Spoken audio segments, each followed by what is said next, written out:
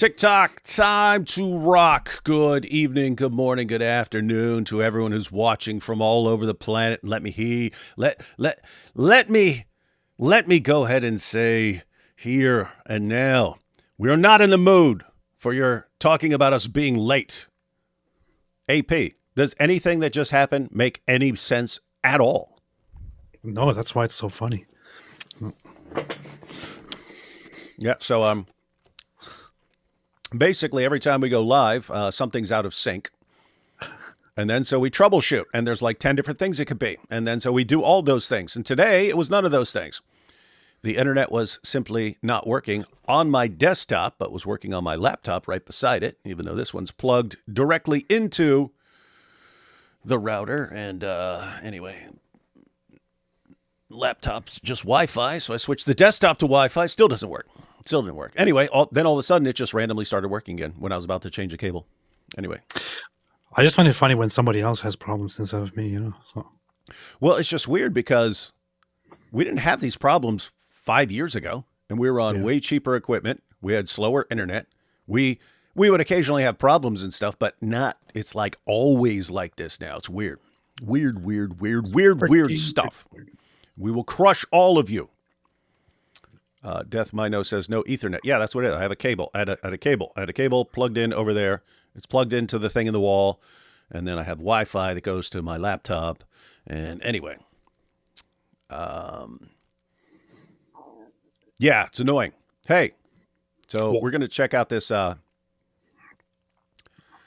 this debate between 4 Muslim women and 4 Christian women. Want to say here ahead of time, we don't need any of you perverts making jokes. Because I already saw them started before the show. I thought, is there gonna be a mud wrestling section? We don't need those silly jokes. Wait, there is no such section? Nope. And we don't need is this part gonna be, why don't they do this in bikinis in a pool of jello? We don't need any of these silly jokes. The only jokes that are appropriate, as always, are zut jokes, and only about Muhammad. Nice. Meanwhile, I'm working on my Zut train song. It's coming along very, very nicely. It's going to be done soon. Zoot.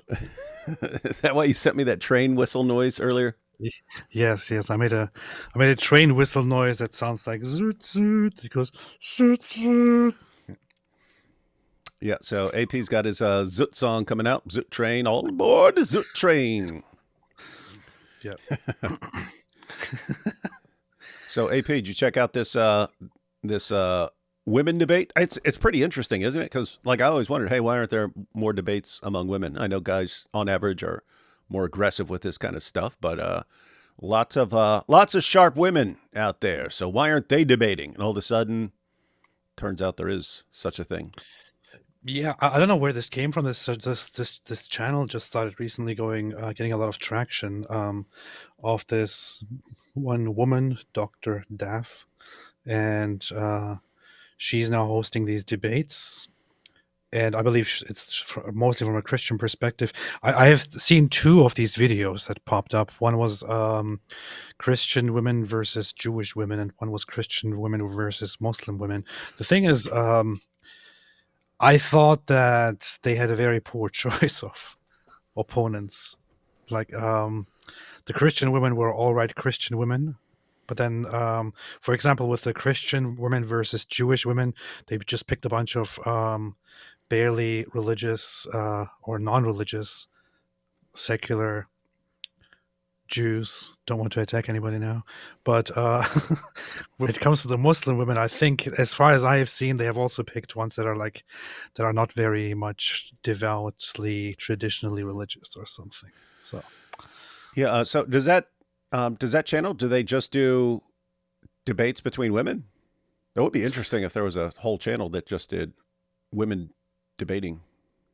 As far as I can see, yeah, every single debate is only between women. Huh. Hey, look. The usual suspect, Jeremy Crawford. Meow, cat fight. I literally just said we don't need all the jokes. We don't need, cat fight. We don't We don't need, ooh, maybe they'll start kissing each other. We don't need any of that stuff, man. Zut jokes are the only appropriate jokes, and only about Muhammad. Like, for instance, someone beforehand said, okay, well, it's 4 Muslim women versus 4 Christian women, but what about 1 Muhammad versus 30 al-Zut? Okay, that's a funny joke. That is a tasteful, not childish, age-appropriate joke that everyone can find amusing. Oh, yeah. Matter of fact, here it is right here. Look. Even before I said it. See that? Look. 1 Muslim man versus 30 Zut men. Hey, the other day I came up with an idea for a video game, everyone, and then AP told me that I can actually get it made. But we're gonna have it's gonna be Muhammad versus al-Zut, and you start off and you're Muhammad, and then there's all the Zut, and they're trying to get you. And Muhammad seems like he was a willing participant in all of this, but the game kind of won't work unless the Zut are chasing him, and then they mount him and stuff like that and ride him around, and then he can maybe escape, and then he runs, and then they jump on him again and mount him and ride him for a while, and haven't decided what would make you the winner in this, because we did already come up with a name, which is Call of Duty. Oh yeah, I forgot about that. Yeah. Nice. Which right, somebody guys. commented in the live chat. Yeah, so I watched. I was in the airport. Last night at LAX, and I watched maybe the first 20, 25 minutes or so. They were talking about the doctrine of original sin, and they just started talking about whether Islam is true, and that's when I had to board. Not in the way the Zut boarded Muhammad, but I had to board the plane. And so that's what I've seen, but we're going to go ahead and check this out, and we'll get through some of this. Take these first couple super chats, and then we will jump into this debate. Late D. Not Wood. like the Zut jumped it. Come on. I thought of that too, man. I trying to keep it clean. Late D. Wood. J.K. Rowling responded to your tweet. Yeah, I saw that. The other day. Really? What tweet? Oh, she posted something and I replied, and then she responded to my reply. And now I'm famous, and she wants to put me in her new Harry Potter movie. Oh, nice. You should reject. Yeah, I'm too old. I keep telling her I'm too old to play Harry Potter. She's like, oh, you should have responded to her response with, "Hey, I'm not interested. I don't want to be part of the Harry Potter world." That'd be funny. Zooty man does whatever. Zooty man does whatever a zooty can. Rides a mo all night long. They say he's Jin, but he's a Jack to him. It was Big Bang up in the desert. What's the hang up? The amazing Zooty man. I kind of lost the meter after a bit, but like where you're going with that. I was tempted to call into Walmart radio, say I'll Zut. I'll Zut aisle 5. I'll Zut aisle 5. You think Muhammad asked the al-Zut to be in bikinis, or was he was in the bikinis? That was definitely him. The Zut were naked. Totally unfair matchup. 4 Christian women versus 2 Muslim women. Because they each have half a brain. I get it. That's messed up. That's a good one. I wonder if that ever came up in the debate. Yeah, shouldn't it be 8 of you Muslim women versus the 4 Christian women? Seth says Gaza has morphed into Hamas versus Klan civil war. Yep, AP's been posting about that. And and then of course we could have did breaking news, but you see that they got Mr. Fafo, man. Yeah, I'm kind of sad about that. I know, it's like there was something funny about. I mean, he's pure evil, but there was something funny about the guy. Just like, I mean, it reminds me of Dawa, and that Dawa guys don't care like how much they're exposed as liars because their fans don't care. But he was like that. He's like, oh look, I'm a doctor, and oh I'm getting blown up, and then the next thing, oh I'm a movie producer, and the next thing, oh I'm the press, and the next thing, oh I'm this, and he was like, he had like a different job every single time, and then people start picking up on, wait, this is the same guy. This is the same guy in all these videos with all these different careers. He is the most interesting man in the world. And somehow he makes it all the way up until this first stage of the ceasefire and the peace deal, and then gets killed. Yeah, so for all those who haven't caught on to it, who missed it. Oh yeah, people don't know. People don't know. Huh. Mr. Fafo is dead. He has been killed today, but not by Israel, but by other Palestinians. So, um, of course, it's very easy in Gaza to not die during the war, which is why the vast majority of Gazans went unharmed. But this guy was always in the middle of the scenes. Whenever something happened, he would come along with his camera and start pretending and doing things. The thing is, as much as he was funny, he was also very well known to be a clear Hamas supporter, and would run with them along and support them and inform them and so on. So.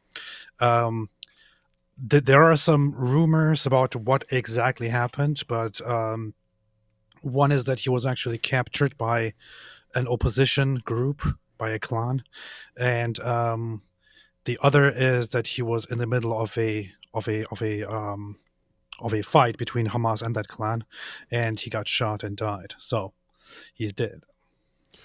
Yeah, isn't that interesting? So Israel backs up across the Super Diddy line and so on, and these guys just start killing each other, and it's like, oh, great ceasefire, guys. Very, very much. Well, we lost one of the goats, man, one of the goats of Pallywood. As Mo loses horsepower, his pants ride down. What's wrong with people, man? People make no sense. AP, don't go to Israel and leave us here with Diddy. Too late. I will. What's better than a cat fight? A meow bahala fight. Meow bahala.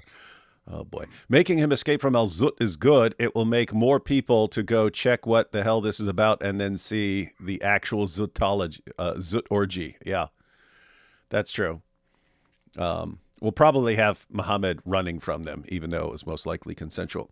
Make it so that he's trying to get to the Zut for, but pesky Jews and Christians and Garkids keep stopping him like the Mario Turtle things. That might cost more money than we're willing to invest in this video game. Well, maybe we'll have version 1. It's just Muhammad running from the Zut, and you can change the levels. Like you can be running from 5 Zut, and then if you actually escape 5 Zut, then it goes up to 10 Zut and so on. And eventually, you have to escape 30 Zut, but there's no escaping 30 Zut. Yeah. In the end, he gets caught. And David had this idea the other day that when he gets caught, he says, "They zooted me in the desert." Oh, yeah, I forgot about that, too. It was funny. Yeah. They zooted me in the desert. You can make a game in the style of Pac-Man where Muhammad is Pac-Man and the ghosts chasing him are women with burqas, women chasing as Momo runs. We can have a bunch of awesome games.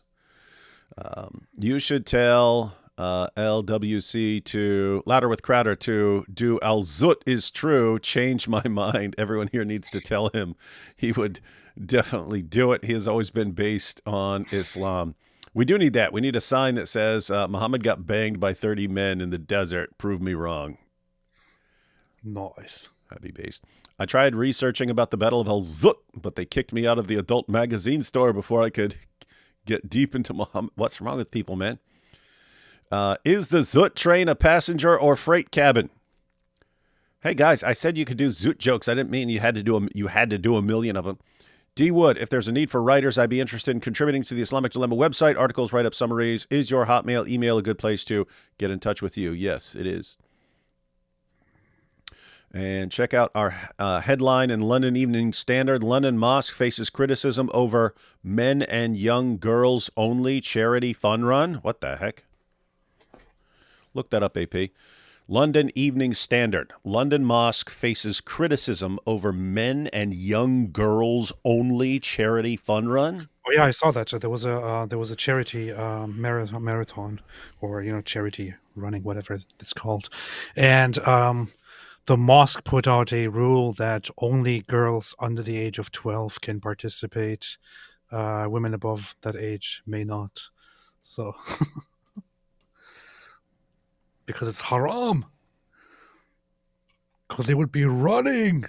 You can't look at women when they're running. You have to cover them up. A mosque is facing criticism over entry rules. Yeah, they love their entry rules. For a charity fun run. The 5K run being held in London's Victoria Park, billed as inclusive and family-friendly, is only open to men and girls under the age of 12. The Muslim charity run has been organized by East London Mosque and was due to take place in London's Victoria Park on Sunday. This isn't some parody. It's like a real news site. It's not parody or something.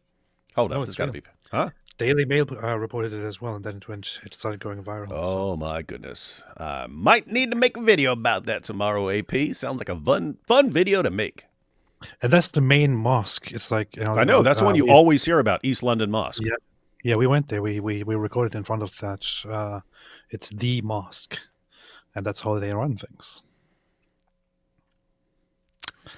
That's how they run things, eh? All right. Yep. I'll probably make a video. I'll probably read up on that tonight. Did you guys think about covering that Tommy Robinson interview on Nick Shirley's channel? Could be a good refresher of the UK situation. God bless. Not familiar with Nick Shirley. You don't know Nick Shirley? No.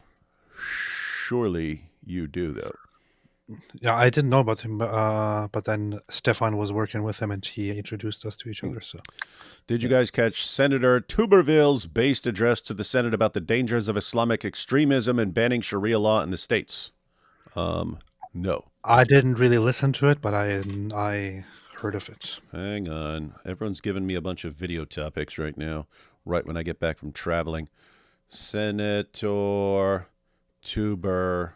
I got to write it down, otherwise I'm definitely going to forget. Senator Tuberville, Islam. All right. Got a debate to watch, guys. Let's see. Was the hadith about the Al-Zut changed over on Sunnah.com? I do not know. But there are a couple of the hadith. Do they even have Musnad Ahmed on there? I forget. Yeah. Okay, yeah, because I went to a hard copy of Musnad Ahmed, not hard in the Zut sense, but, actually, I have Musnad. I have the 3 volumes that have been published of Musnad Ahmed. AP, are you going to Dearborn with David and Logic? Yes. Yeah, of course. No, AP's going to stay at home. He's going to be scared. Come on. All right, we ready to check out this debate? Yes. 4 Christian women versus 4 Muslim women, everyone. The final battle between Christianity and Islam is being waged by women. Here we go. Hi, my name is Danya and I'm a Muslim. Hi, my name is Khadija Abdullah and I identify as a Black American Muslim. Hi, my name is Romana and I'm Muslim. Hi, I'm Moana and I'm a Muslim. My name is Shanasa and I'm a Christian. Moana. My name is Kalia and I'm a Christian. My name is Christina, and I'm a Christian. Hey, everyone know Christina? No. That's God Logic's wife. Really? Christina is God Logic's wife. And I heard from someone in New York. I won't name a name, but I heard from someone in New York that she's always sweet there because she'll go along with God Logic as he goes around and debating and stuff like this, and she'll always just be there looking sweet and stuff. But someone said that even though she's sitting there just looking and acting sweet and so on, that she will actually crush someone. She will actually crush someone if you start debating with her. So anyway, that was interesting. But that's what I've seen people commenting on, how she was humiliating everyone. But we'll see. Seems like everyone's being super nice. The parts I saw, everyone's being like super nice.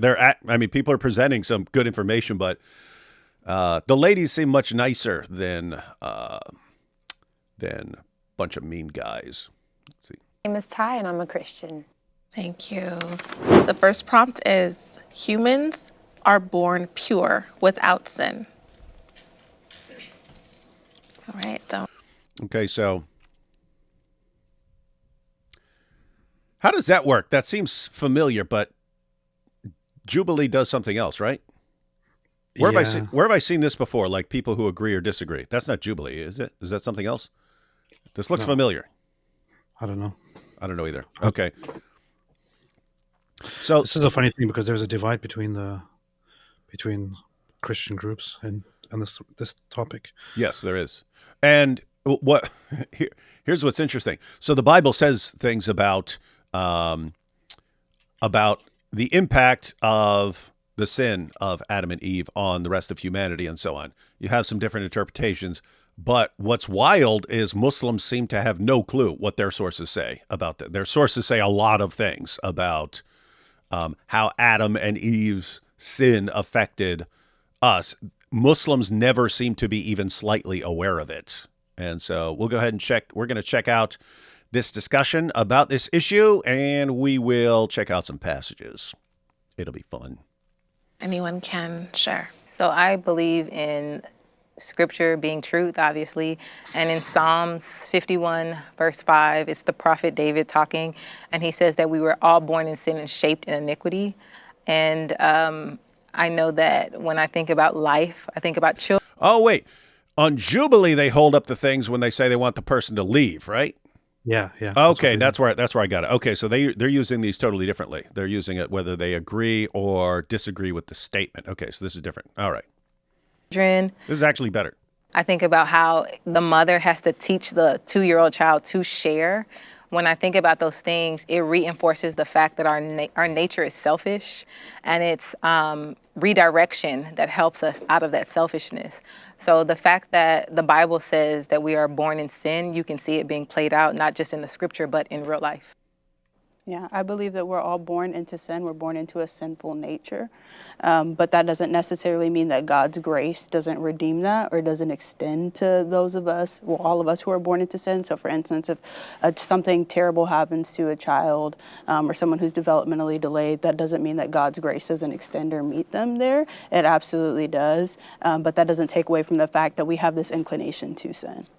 I agree with that word used there, the inclination to sin, because I believe the Bible teaches that we're born with that inclination to sin, but we're not born guilty of Adam's sin. So I've always found it interesting. Again, we're gonna take a look at what the Muslim sources say, but I've always found it interesting that Muslims really like to flex on this issue and deny that humans are born with like an inclination to sin. As Christina's pointing out earlier, you're just born, you have an inclination to sin. It seems like the most empirically verifiable claim in the universe. You know what I mean? Like, if human beings weren't born with an inclination to sin, it seems like, well, some human beings would end up sinning and some wouldn't. It seems like we all really end up sinning, and that we can kind of figure it out on our own when we're little. And you don't need to teach you don't need to teach a baby, hey, here's how to be selfish.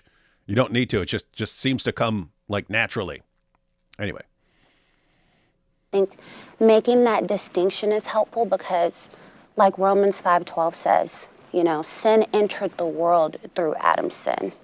So now we're in this fallen world, and death spreads to all men because all sin.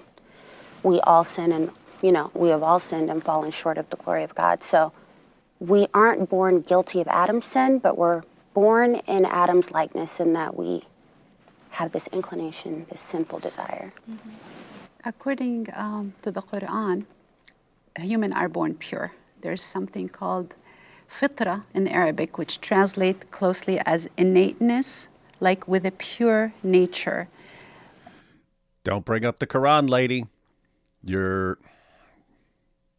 I got the Quran too here. Okay, let's just let her go. There's no fall in the Quran, therefore I didn't even catch that because I was in the airport. But she just said there's no fall in the... Wait, she just said there's no fall in the Quran? Hang on. Hang on. What did she... Dude, this is going to be seriously bad if it's women who don't know anything about their religion. Okay, let me... Pure nature. There's no fall in the Quran, therefore there's no sin that human beings carry when they were born. There's no fall, They everyone. will be judged after adulthood for what they do. We're going to look at some passages. We're going to let this discussion play out, and then we're going to look at some passages, everyone, and we'll see if there's no fall. This is kind of a complicated thing, actually. It's a complicated contrast because when we say sinless or born with sin, I think that Christians mean something very different compared to what Muslims mean. Muslims have a very different understanding of what Christians, and because Muslims are not actually familiar with Christian theology and Christian thinking, I would say that they usually don't understand what this topic is really about. So when she said there is no fall in the Quran, I wonder if she deliberated that and if she knows what the fall is, what it refers to. So, yeah. Let's just say she's about to have some serious problems with her God and prophet on this issue. And I mean, and keep on. I'm just going to show like the basics. Christina, I remember Christina's about to bring up a hadith here. But when you actually go through the Quran and the hadith, oh my goodness, I can't even believe she just said what she just said. But let's see. But before that, they are considered sinful. They are considered, with no sin. So can a child commit, on both sides, can a child commit sin before knowing right from wrong? Yeah, I think if a child punches another kid in the face and doesn't realize that there's a consequence to that or that's wrong, it's still wrong. The fact that the other kid is hurt is the consequence of the sin that occurred. And it's that very consequence that teaches the kid, oh, this is wrong. It caused hurt to another person. So yeah, absolutely, children can sin, but they learn from the consequences of their actions in the same way that adults do. I would even make the distinction that children can commit sinful acts, but they're not accountable for that sin. For instance, Deuteronomy 139 talks about how the children who are too young to know right and wrong or good and evil, they still enter the promised land. So can a child steal something? Yes. Are they guilty of stealing? No, because they're not accountable for that sin. Even Isaiah 7:19 talks about how a child can be at a point where they're too young to choose the good from the bad. So I just think the distinction between committing a simple act and being guilty of sin is really, really, really important here. I think this is very crucial. It touches the heart of the difference between Christianity and Islam when it comes to the issue of sin, because in Islam, sin is simply something that is considered transactional. That is that is a value, or that is something like a currency. Something like a punishment given. Or something that a negative for which you are punished. That's it.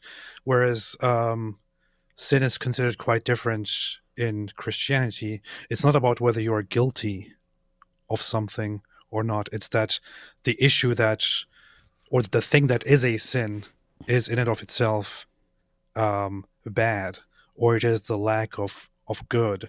It's not necessarily about whether you are actually doing something deliberately evil or engaging in evil with full responsibility or not. Sin is sin.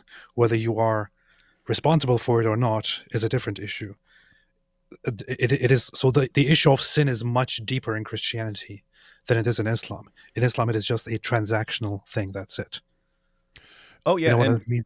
Yeah, and overall emphasis in the Bible versus overall emphasis in the Quran.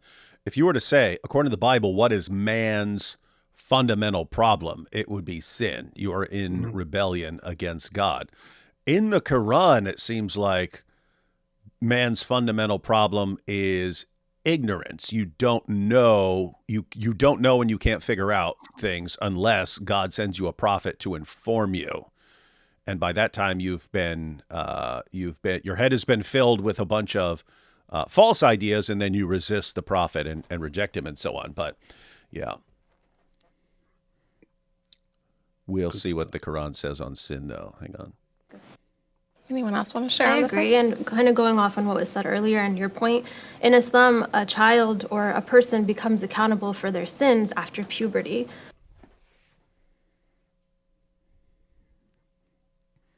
What? You hear that?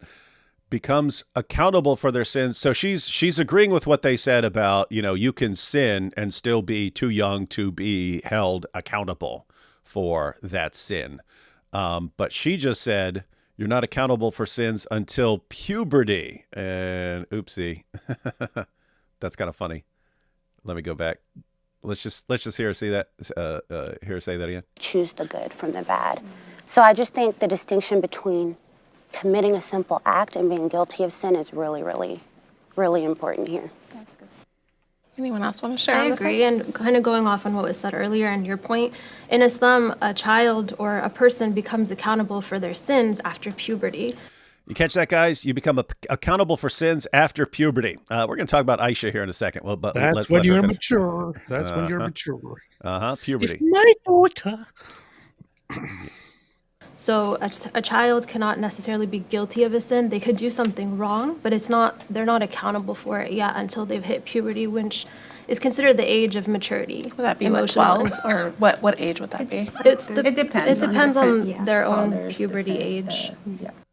That On was the funny. puberty age. I saw Christina grinning right there because she Yeah. probably thought of the same thing I did. Let's pull these up, guys. Let's just pull these. But hang on. What? So you see what I just mentioned here. I know this might not be as crucial as it is, but it is kind of about the depth of sin in Christianity versus Islam. When she just responded to the point, she said, "Yeah, I agree. A child can do something wrong, but is not accountable for the sin until puberty." So she just confirms basically the Islamic perspective versus the Christian perspective. The Islamic perspective is just that this is an issue of behavioralism and of just doing something good versus doing something bad, and being punished versus being rewarded.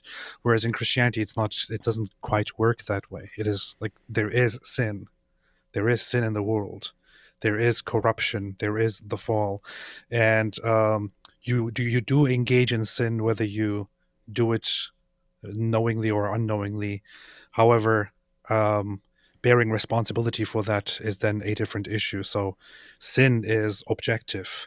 In Islam, it is simply a matter of discipline. That's what it is. Because it's just something that you don't do in order to avoid punishment from Allah. It doesn't have any further depth to it. Sahih al-Bukhari. Look at the chapter heading. Giving one's young children in marriage is permissible.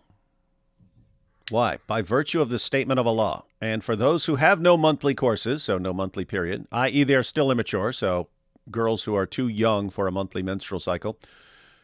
Surah 65, verse 4. And the iddah for the girl before puberty is 3 months in the above verse. The girl before puberty. I just wanted to point out, I'm going to point out something else about these hadiths about Aisha, but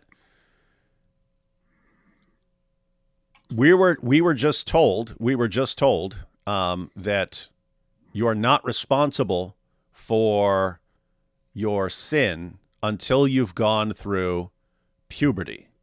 And yet you can marry girls before puberty, have sex with them before puberty, divorce them before puberty. So you can actually marry a girl who is not even accountable for what she does, according to these women and Islam. So you are not even accountable for what you do. You're not even accountable for your decisions, and you could be married off and be passed around by Muslim guys. And the example of giving one's young children in marriage is 51-33, goes ahead and gives the hadith. Narrated Aisha that the Prophet wrote the marriage contract with her when she was 6 years old. So, not accountable for her decisions. And he consummated his marriage when she was 9 years old, still not accountable. And then she remained with him for 9 years, i.e. till his death. And check this out. 6130, Sahih al-Bukhari. Narrated Aisha, I used to play with the dolls in the presence of the Prophet. Not allowed to play with dolls in Islam. So what's she doing here? And my girlfriends also used to play with me. So Aisha and a bunch of her little girlfriends all sitting around playing with dolls, which they're not allowed to do in Islam. Why? Why were they allowed to do it?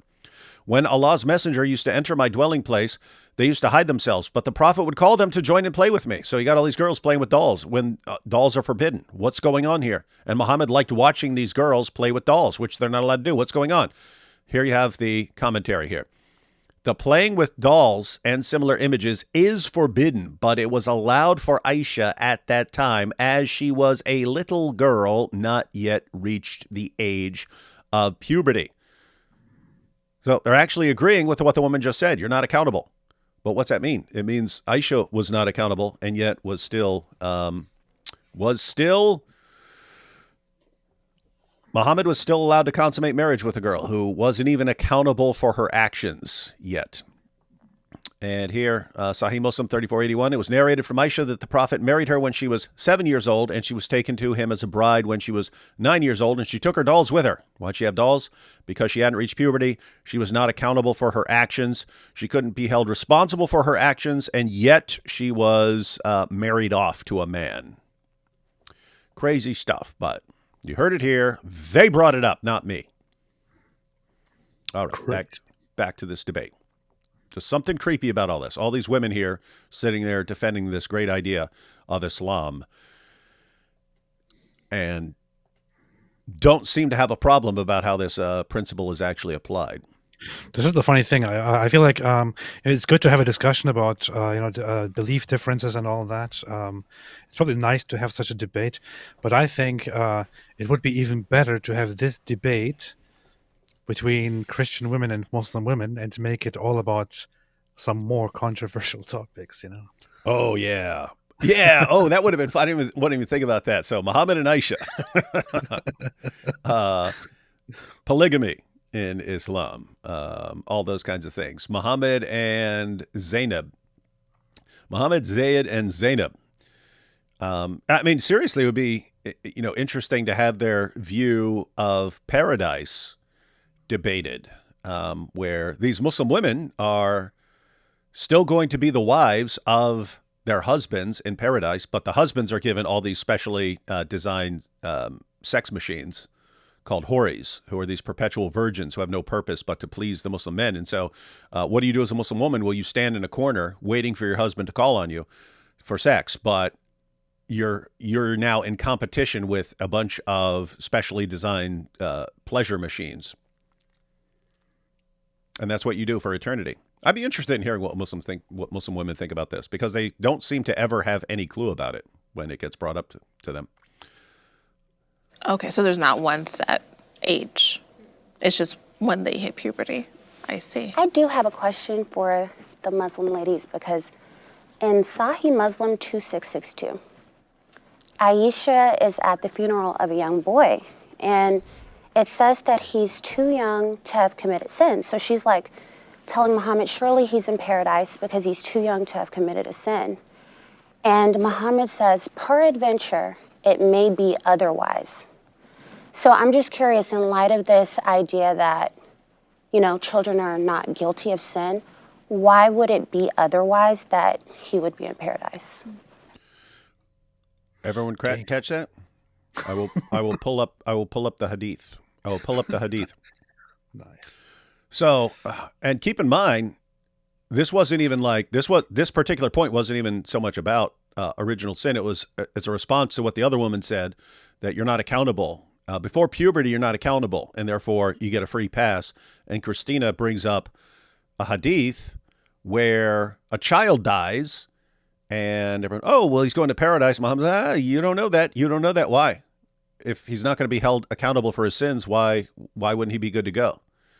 And so let's go ahead and check it out here. All right, so Sahih Muslim, Aisha, the mother of the believers. Oh my goodness, we were just talking about Aisha. What a coincidence. Aisha, the mother of the believers, said that Allah's messenger was called to lead the funeral prayer of a child of the Ansar. I said, Allah's messenger. So this is Aisha. I said, Allah's messenger, there is happiness for this child who is a bird from the birds of paradise, for it committed no sin, nor has he reached the age when one can commit sin. So Aisha is basically saying what these Muslim women were saying. Hey, child can't even, hadn't committed any sin and hasn't reached the age when he can commit sin. What's Muhammad's reply? He said, Aisha, peradventure, it may be otherwise, because God created for paradise those who are fit for it, while they were yet in their father's loins, and created for hell those who are to go to hell. He created them for hell while they were yet in their father's loins. You guys catching this?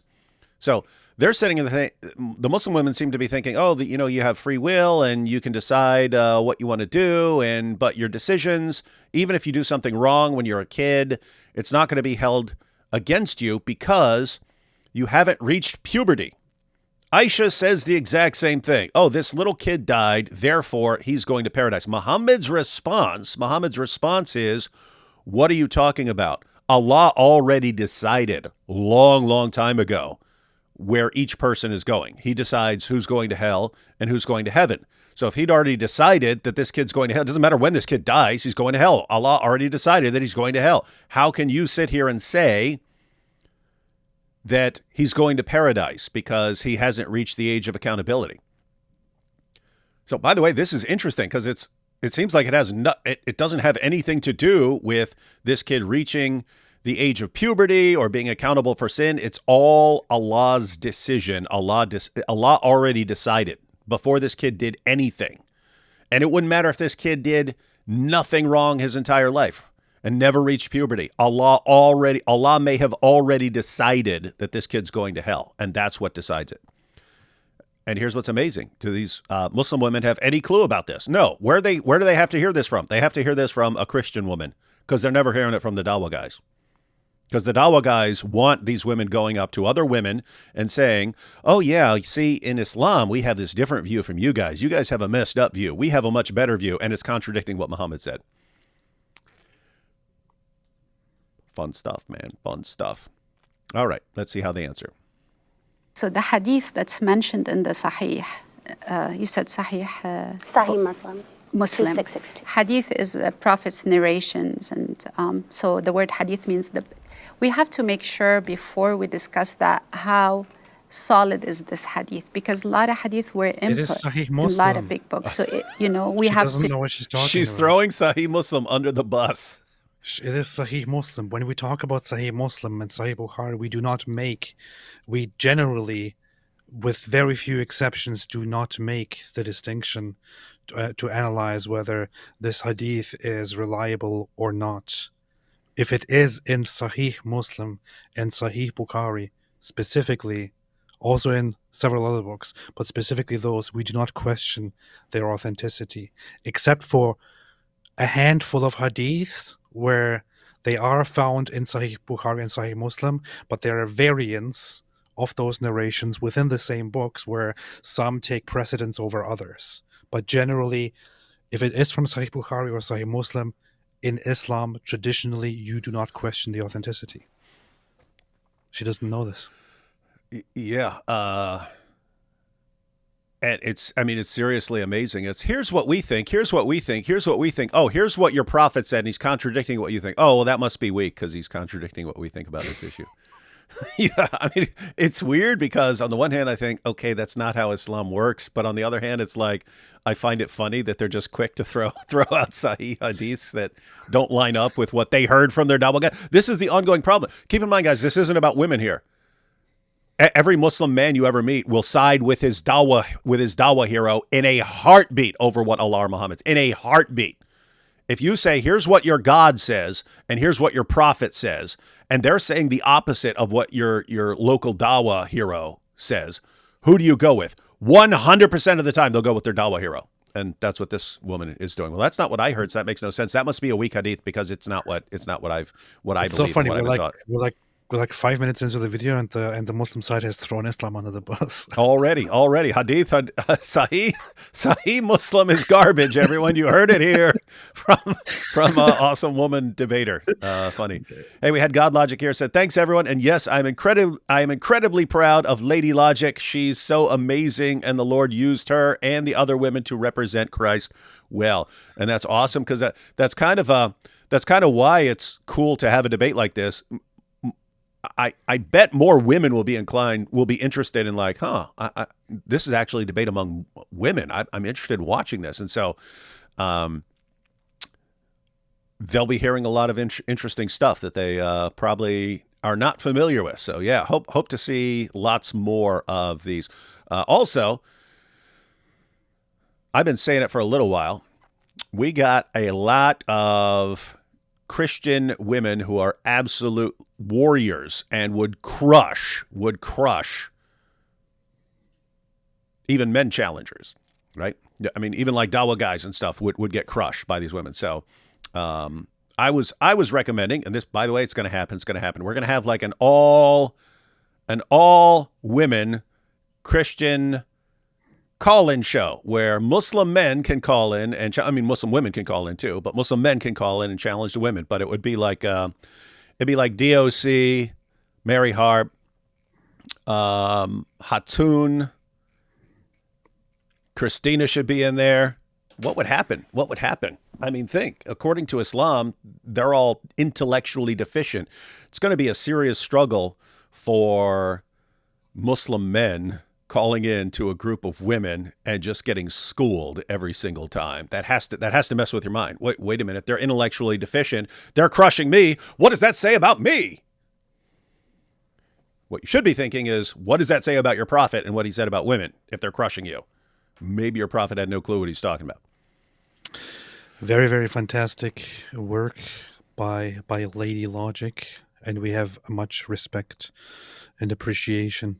That said, yeah, of the women you just mentioned, Mary Harp, I would say that she's more intelligent and more well read than every single Muslim apologist I can think of. So that would already, in and of itself, disprove the entire idea of women being deficient in intelligence. Hey, you know what we need? Hey, God Logic, you know what we need? Christina should start challenging Lily J to a public debate. So Lily J, when are we going to have a debate? You know Lily J will never in a trillion years accept such a challenge, but it would be funny. It would be awesome to watch her run in fear from a debate challenge from Christina. All right, let's check out some more of this. Investigate and see if it is the right hadith, and it will have an explanation to support what comes in the Quran. So all the prophetic hadiths, the original ones, they support what comes in the Quran. It can't be contradictory. Right, so this one is considered to be sahih, which means authentic, right? No, it depends. It depends. No, it doesn't. No, it depend. depends. It doesn't depend.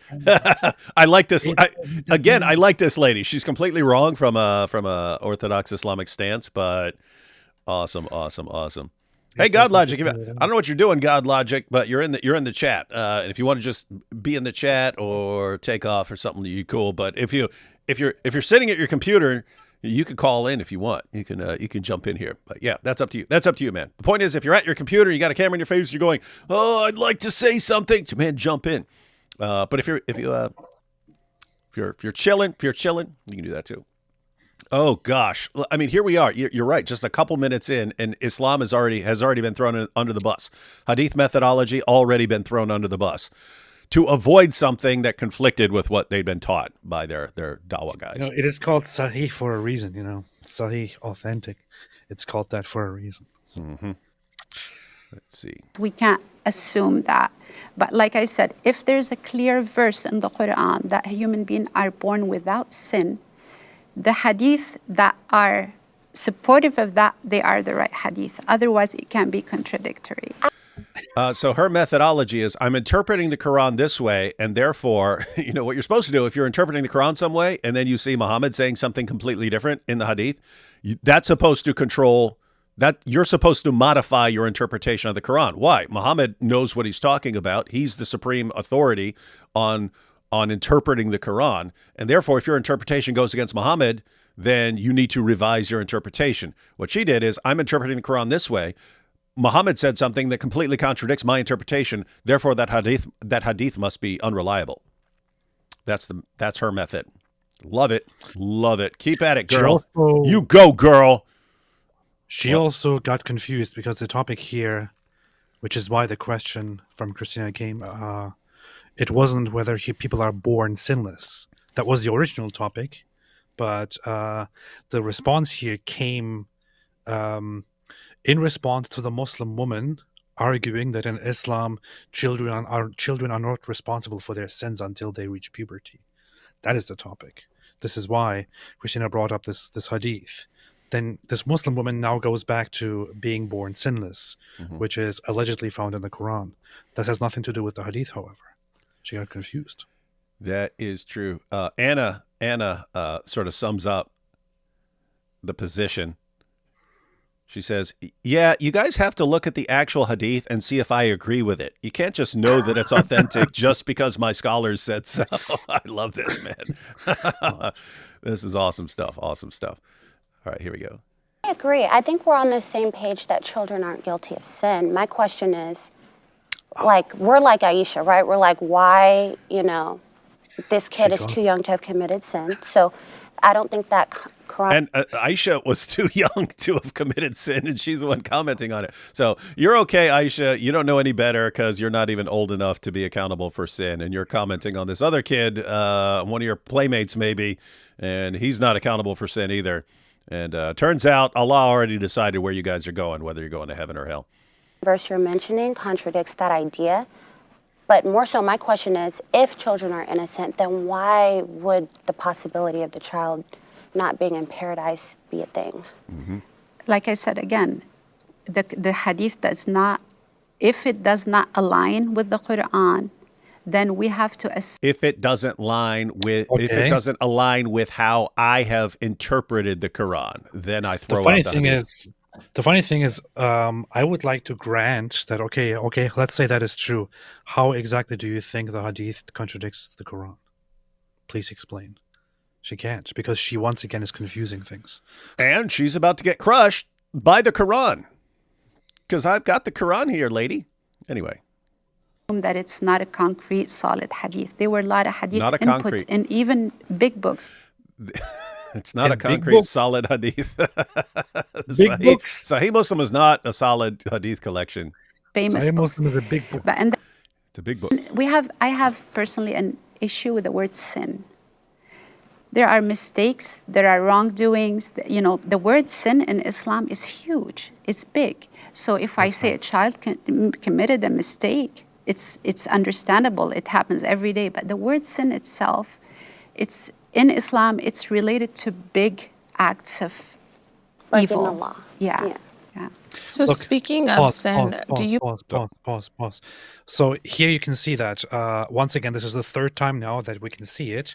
The Muslim woman, and this is one of those things, Muslims don't know any better. So from their position, it might seem like, okay, we have to explain because in Islam, sin is a very, very important thing.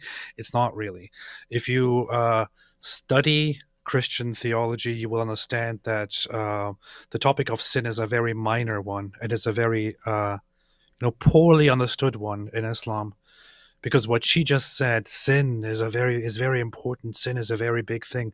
What she's describing here is just that it's a big accusation.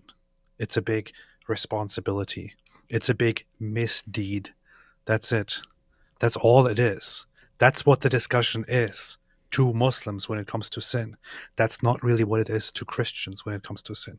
Sin is much more, much deeper in Christianity, because Christianity has significant theological depth that Islam does not have. In Islam, everything is just very surface level, and sin is just something that you commit for which you are punished. That's it. It doesn't have any further implications about the corruption of the world and things like that.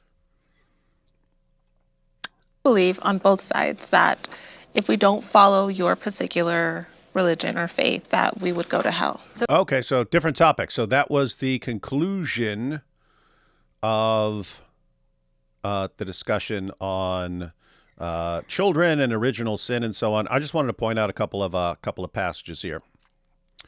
Correct, Carol. Carol said Muslims have no concept of sin nature. In Islam, it's just doing something. Exactly. That's exactly what it is. And here's why I find these kinds of things interesting. So look at the verse in the middle here. It's Surah 16, verse 61. If God were to, so this is Allah here, if God were to punish men for their wrongdoing, he would not leave on the earth a single living creature. But he gives them respite for a stated term. When their term expires, they would not be able to delay the punishment for a single hour, just as they would not be able to anticipate it for a single hour. Okay, guys, think about this. Do the math here. Muslims, you got basically two possibilities. What does your God here say? He says, if God were to punish men for their wrongdoing, he would not leave on the earth a single living creature. So it's saying he doesn't punish. He doesn't punish men immediately for their sins. He doesn't punish people instantly for their sins. He gives them a time. He gives them some time, right? But what's it say? If he were to punish men for their wrongdoing, he would not leave on the earth a single living creature. What's that mean? Well, that means that every living creature every living creature sins, every living creature is sinful, or it means that if Allah were to punish men for their sins, he would carry out their punishment. He would carry out the punishment for men on every living creature, including babies. So which is it, Muslims? It's one of those. Either all living things are sinful, and that would include babies, because it says, guess what? Babies are living creatures. And he says, if he punished men for their sins, he would not leave anyone alive on the earth, not a single living creature. So not even babies. So either even babies are sinful, or when Allah punishes men, he punishes all living things, even those that are innocent. So he would punish innocent living creatures that have never sinned for the sins of men if he actually punished them, which means that Allah's punishment includes punishment not just of the people who are guilty, but of people who had nothing to do with it. Take your pick, Muslims. Which one is it? All living things are sinful, or Allah punishes all living things for the sins of a particular individual? Which one? Take your pick. Either way, it's not what you believe. Either way, you don't believe that. You don't believe what your God says right here. Give you another one. At the end there, 35:45. If God were to punish men according to what they deserve, he would not leave on the back of the earth a single living creature, but he gives them respite for a stated term. When their term expires, verily God has in his sight all his servants. What's he say here? God were to punish men according to what they deserve, he would not leave on the back of the earth a single living creature. Again, this means that all living creatures are sinful, or that when Allah punishes particular individuals for their sins, he just takes it out on everyone, even those who had nothing to do with it. Guess what? The Quran says that Allah doesn't do that. The Quran says that Allah doesn't punish other people for, he's not going to punish one person for the sins of another. But if you're right, and we're not, and babies and so on are completely innocent, then why would he be even punishing the babies for the sins of men? So make up your minds, guys. But you got some serious stuff in your own books that make no sense given what you believe. It seems to contradict what you believe. A couple more passages real quick. Hey, she was saying there's no fall. Remember that, AP? Remember, hey, there's no fall? Yes. I remember her saying there's no fall in Islam. There's no fall in the Quran. Really, really, really, really, really. Okay. You have a bunch of passages about the fall in the Quran. Let's just look at this one very quickly. Ready? Surah 2, verse 34, and we'll read down to verse 38. So this is about Satan and so on. And behold, we said to the angels, bow down to Adam. And they bowed down. Really? They bowed down to a mere human being? You're not supposed to do that. That's shirk. There's only Satan refused to bow down. He's the only good Muslim. And so Allah punished him for being the only good, faithful Muslim. So anyway, and behold, we said to the angels, bow down to Adam. And they bowed down. They obeyed Allah's command to commit shirk. Not so Iblis. He refused and was haughty. He was of those who reject faith. We said, so this is what Allah says. We said, O Adam, dwell thou and thy wife in the garden, and eat of the bountiful things therein, as where and when ye will. But approach not this tree, or ye run into harm and transgression. Then did Satan make them slip from the garden, and get them out of the state of felicity in which they had been. There's no fall? There's no fall? They were in a state of felicity in the garden, and then they're not? Let's see. So It caused them to get out of the state of felicity in which they had been. We said, get ye down. There's no fall. Get ye down. Where? Out of paradise. No fall in Islam. We said, get ye down, all ye people, with enmity between yourselves on earth. It's interesting. It's talking about Adam and Eve, and then it talks about like all. With enmity between yourselves, on earth will be your dwelling place and your means of livelihood for a time. Hey, quick question. So let me get this straight, everyone. There's no fall, but Adam and Eve were cast out of paradise onto earth. Being on earth, guys, everyone paid attention. This is different from the biblical view where paradise is a place on earth, right? In Islam, it's a different place. You are put on earth when you're kicked out of paradise. Okay, quick question, everyone. Where are babies born? Are they born in paradise? They're not born in paradise. They're born here on earth, which is the place of punishment for sin. So what's that mean? Either the babies are sinners, they're born in sin, they have a sin nature, something along those lines, or they're punished for the sin of Adam and Eve. If not being in paradise and being on earth is the punishment for sin, again, where are babies born? They're not born in paradise. They're born on earth. So take your pick once again. Either they're completely innocent and yet they're punished in exactly the way Adam was for his sin, or they somehow share in the responsibility because they were somehow contained in Adam at that time. By the way, that is the Islamic view, that you were all part of it. So anyway, we said, get ye down, all ye people, with enmity between yourselves. On earth will be your dwelling place and your means of livelihood for a time. Then learnt Adam from his Lord words of inspiration, and his Lord turned towards him, for he is oft returning most merciful.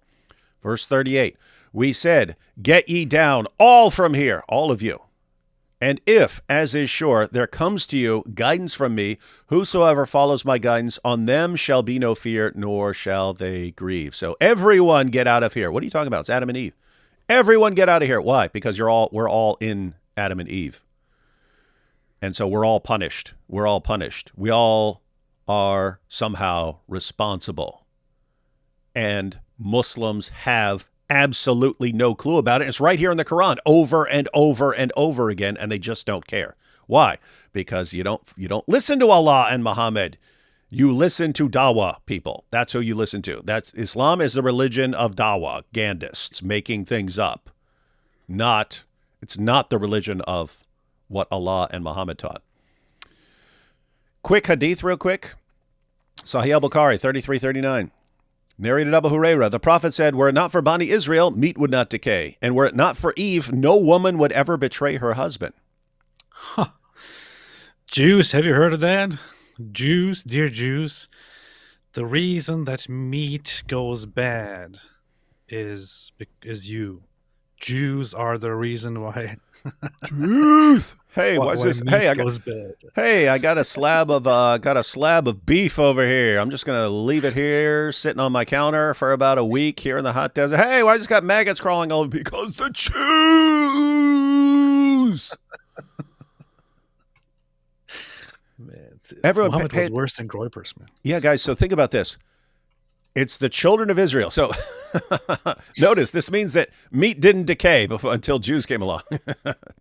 until Jews came along, meat it would last forever, guys. According to Muhammad, he knows. He's a super smart guy. Anyway, but look, were it not for Eve, no woman would ever betray her husband. So if Eve hadn't sinned, think about this, guys. If Eve hadn't sinned, no woman for all of history would have ever betrayed her husband. How can you interpret that as not meaning that Eve's sin somehow affected her nature and the nature of all her future offspring, that what she did produced some sort of inclination for women to betray their husbands? How can you not interpret? What else does it mean? And Muslim, and if you say this to a Muslim, they'll deny it. And if you were to bring it up to that Muslim woman, she'd say, nope, can't trust that hadith. All right, one more. Check this out. Sahih al-Bukhari, 6614. Narrated Abu Huraira, the Prophet said, Adam and Moses argued with each other. Adam and Moses going at it. Right in front of Allah. Adam and Moses argued with each other. Moses said to Adam, "O Adam, you are our father who disappointed us and turned us out of paradise." Adam, it's your fault that we're not in paradise. Why would you be mad at him? Because, hey, I'm stuck here on earth and I'm being punished because of what you did. Oh my goodness, that's what Allah never does. Strange, strange, strange. Then Adam said to him, "O Moses, Allah favored you with his talked to you directly, and he wrote the Torah for you with his own hand. Do you blame me for action which Allah had written in my fate 40 years before my creation?" So Adam confuted Moses, the Prophet added, repeating the statement 3 times. Y'all getting this?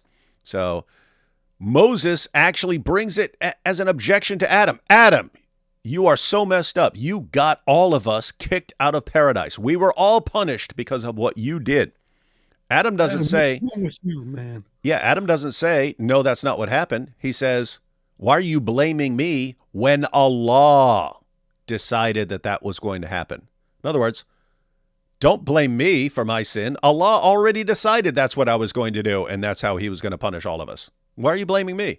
And Muhammad says that's Adam he destroyed him. He destroyed Moses in the debate. Adam crushed him. How are you going to blame me for sinning and getting all of us kicked out of paradise when that was Allah's decision to do that? That kind of sounds like what Muhammad was saying in the hadith about the child. Oh, look, this child, he's too young to know what he's doing. He's too young to know right from wrong, so he's just going to be in paradise. Wrong. Allah already decided before this kid was born whether he's going to hell or not. And you don't know what Allah decided. So don't say this kid's in paradise. Notice, guys, we just read multiple Quran passages. We read multiple hadiths. The Muslim women in the debate, they have no clue what they're talking about on these issues. And keep in mind, that is not about the women. That's not about the women. You could go up to 4 Muslim men. They will have no clue about any of that either. And they will say exactly what these Muslim ladies were saying. They might not be as quick to, depending on who they are, they might not be as quick to toss the hadith under the bus. But I mean, I don't know how it can be any clearer. Like there's just no connection between what Muslims believe and what their sources actually say. The connection is between what Muslims believe and what their dawah guys say. That's the connection. It's weird stuff. So what you're saying is that this is because they're women? Yep, it's because they're women. Good. All right. Let's go ahead and check this out. From my upbringing and my understanding of the Quran. So the question here is, what happens to people who don't believe in your religion? No. There's a verse in chapter 2, verse 62 that says, Christians, Jews, believers, anyone who believes in God, believes in the day of judgment, and does good on earth has no fear, and God will reward them in the hereafter. Oh my God, are you kidding me? Yeah, so her response is, as long as you believe in God and you do good, you're going to paradise. Doesn't matter if you're a Christian, Jew, whoever. And what's she basing that on? Surah 2, verse 62. Why is that a problem? It's not all the Quran says, lady. It's not all the Quran says. The Quran's very clear on what happens if you reject Muhammad. And it doesn't matter. I'm going to read just one verse. I'm going to just read one verse. Chapter 5, verse 72. Chapter 5, verse 72. It says, they have certainly disbelieved who say Allah is the Messiah, the son of Mary. While the Messiah has said, O children of Israel, worship Allah, my Lord and your Lord. Of course, nobody talked like this. This is the Quran's own language. Indeed, he who associates others with Allah, Allah has forbidden him paradise, and his refuge is the fire, and there are not for the wrongdoers any helpers. So according to this verse, chapter 5, verse 72, anybody who believes in the divinity of Jesus will permanently go to hell, and there is no way for them to go to paradise. What everyone needs to understand when the Quran talks about believing in Allah, and you say, oh, that's just believing in God. We all believe in God. Christians believe in God. Jews believe in God. That's not really, it means you have to believe what Islam teaches about God. And if you don't believe what Islam teaches about God, you don't really believe in God. And if you don't do what Allah says and you don't believe in Muhammad, you don't really believe in God. You don't. You're fake. You're fake. No, you're fake. Anyway. Well, I would just want to say, like, what if I don't believe in the Quran? So does that put me in a place where I am going to hell on your view? No, because the verse doesn't say you have to believe in the Quran. It says you have to believe in God and do. You hear that? Yeah, that verse. Surah 2, verse 62. It's the only verse Allah ever revealed. And it just said, hey, as long as you believe in God and you do good works, you're good to go. You're on your way to paradise. He didn't say anything else. He didn't say anything else about you needing to believe in Muhammad. He definitely didn't say in Surah 3, 31 to 32, that if you reject Muhammad, Allah has no love for you. Yeah. Didn't say any of that. Didn't call you the worst of creatures if you reject Muhammad and Islam. Nope, never happened. None of this ever happened. 262, it's the only verse of the Quran. Ask this lady. She knows. Believe in the day of judgment and do good on earth. But Christians, you wouldn't be considered a Christian if they were to believe in your God. So you see what I'm getting at? Because Christians are people the word Christian is a follower of Christ. In other words, a person that believes in the triune God, a person who serves the triune God. So how can you be called a Christian, but then serving Allah? Yeah, so she brought up what AP was pointing out. If you actually believe what Christianity teaches about God, the Quran calls you an unbeliever. So you're not a believer. So why anyway, yeah, guys, this is the danger of taking a verse, completely destroying the context, destroying the meaning, and ignoring the rest of the book and just going with whatever makes you feel good about your book. Bad idea. Makes sense, and that means you're not a Christian. So where do we bridge that gap? I guess it differs on opinions because from my perspective, it's the same God. Just to answer the question, so for the She just said, from my perspective, if you're a Christian, you believe in the triune God of the Bible, you believe in the same God. So you're good to go. AP, you just said it. Allah says you're an unbeliever if you're a Christian and you believe in the deity of Christ, the Trinity, anything. The Quran says you're an unbeliever. She just said, no, I think you're fine. I think it's all the same God. This is awesome. So get the heck out of my house. You're a kafir. We can throw out Sahih Muslim, according to one of the Muslim ladies debating, and now you can believe in the triune God of the Bible. You can believe in the deity of Christ. You're still good to go because you believe in God. And she said, according to her view, you're fine. Awesome. So she just said, Quran 5, verse 72, throw that away. We don't care. Powerful stuff. Powerful stuff. Christian perspective, we believe that if you don't profess Jesus Christ as your Lord and Savior, worship the triune God, there is a place of separation that has been prepared for those who don't acknowledge Jesus as the Son of God. I would say where we defer, and maybe you guys can give more commentary on some of the passages in the Quran, but I know that Surah 749 talks about beheading, slicing the necks of those who don't believe on the day of war, and just talk about this idea of jihad, because I feel like there are so many people who practice Islam who do persecute. The number one source of Christian persecution is at the hands of Islamic states. These aren't people. These aren't just one extreme person or one extreme group, but these are entire countries that persecute Christians because of what they believe is in the book, because they believe that this idea of holy war does exist. And I know that there's differing interpretations on that, but I think you have to ask the question, like, why are there so many extremist groups as opposed to Christianity? We're not persecuting any nation across the world trying to get people to convert. Yeah. Who is that woman? I forget her name. It listed the names at the beginning, but I did see people say, they were saying Christina crushed it, and they were saying, and I saw people going, and the woman with glasses too. All the ladies on the Christian side seem sharp, man. Yeah, the Christians know about Islam, and the Muslims don't know about Islam. Isn't that amazing? The Christian women they obviously know more about Christianity, but they also know more about Islam than the Muslim ladies. And the Muslim ladies are just inventing it as they go along, or just reciting the dawah script that was given to them at some point. And I remember this part. I did catch this part last night at the airport, so I still saw this. But she just goes on this tirade about the Crusades and all this. She didn't get the point. It's So what was asked was, hey, if you guys are actually fine, as one of your debaters just said, if we're actually fine believing in Jesus, believing in the Trinity, calling Jesus God, and so on, if that's actually fine because we still believe in God and we're doing good works, why are jihadis obsessed with violently subjugating us? And you could have tied that into Islam. Why is Islam obsessed with violently subjugating us? That's a command. 929 is a command to violently subjugate us. Why, if we're fine? And here's the thing. You could just, if you're sitting there looking at 929, why are Muslims commanded to violently subjugate us? Go to the very next verse. The Jews say Ezra is the son of Allah. Christians say the Messiah is the son of Allah. So wait a minute. Believing something incorrect according to Islam is justification for violently subjugating us.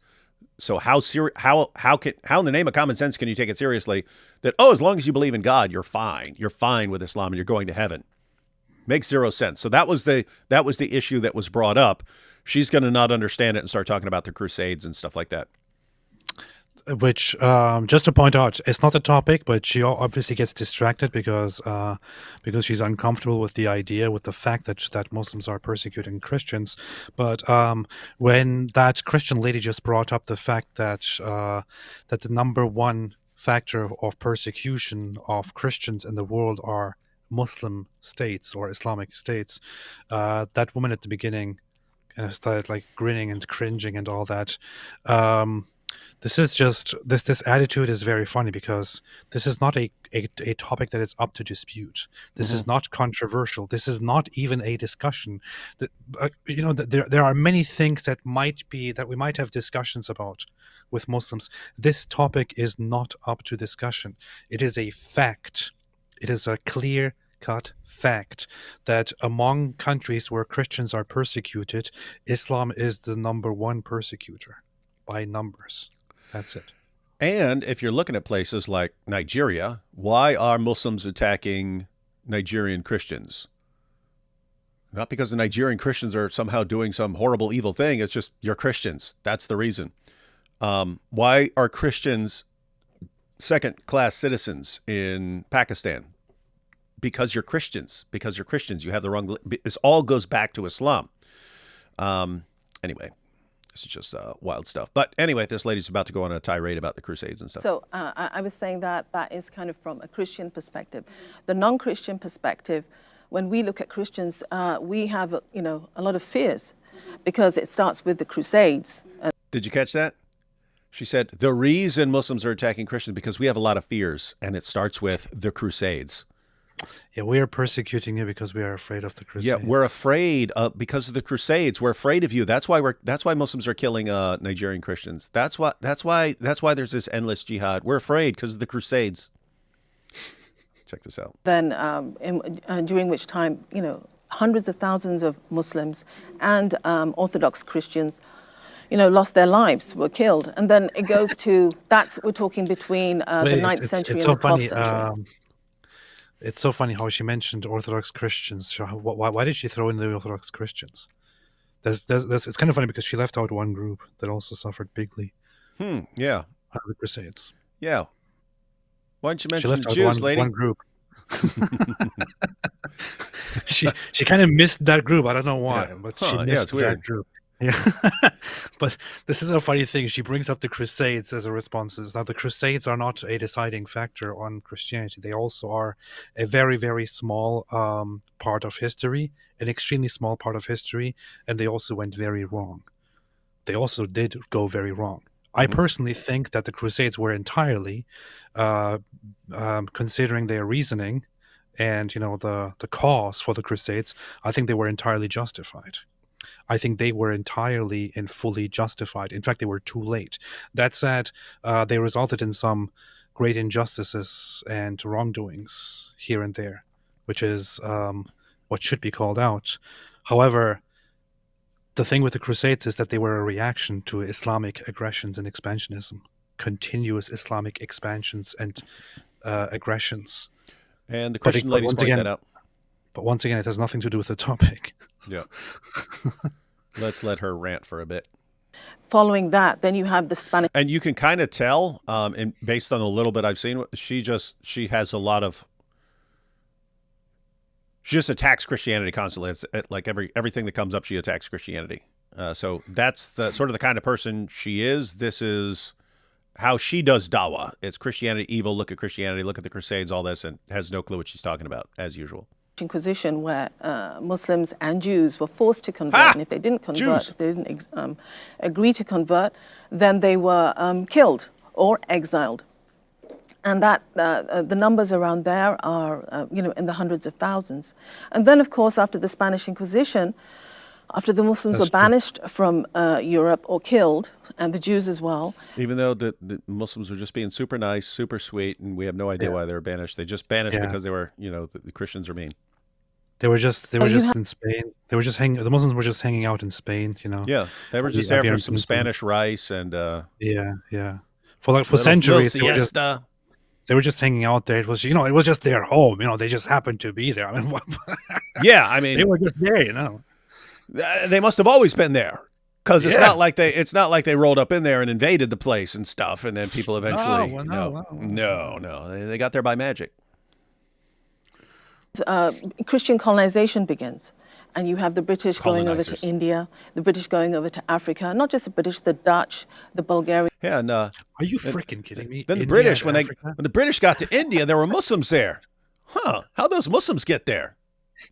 Those Muslims, they found these Muslims, these colonizers coming over. Then they think about this: these British Christian colonizers get to India and colonize this Muslim land.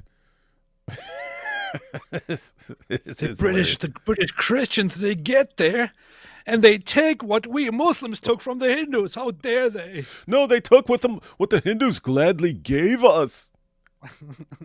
And the French as well.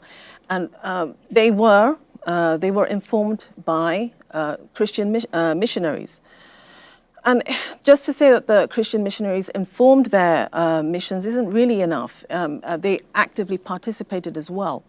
So, as I was saying before, India, the British stole something like $43 trillion.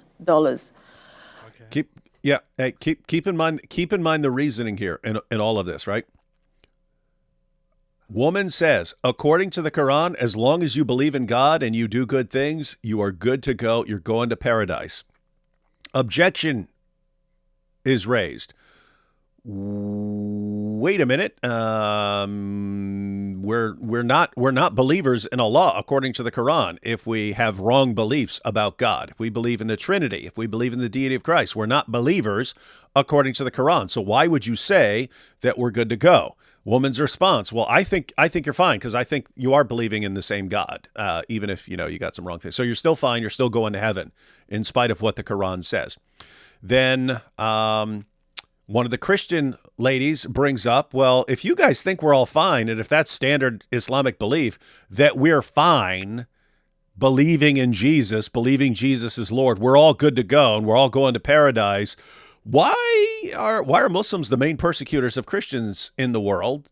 And if you ask the Muslims why they're persecuting Christians, it's because of what we believe. Why is that? And this woman, but the Crusades and the Spanish Inquisition, say none of that has anything to do with the topic, right? You're supposed to be answering, either agreeing with your fellow Muslim debater or not, right? You could say, no, she's wrong. You're not good. You're not okay if you're a Christian. You're not okay if you have false beliefs.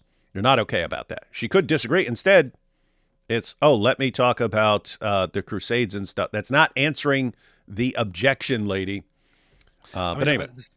I don't want to be disrespectful and insulting and all that, and it's just, I don't know how else to put this, but it is just a very clear example of the intellectual difference between Christian women and Muslim women. And it's not for no reason that Muhammad said, you have you are deficient in intelligence and all that. So,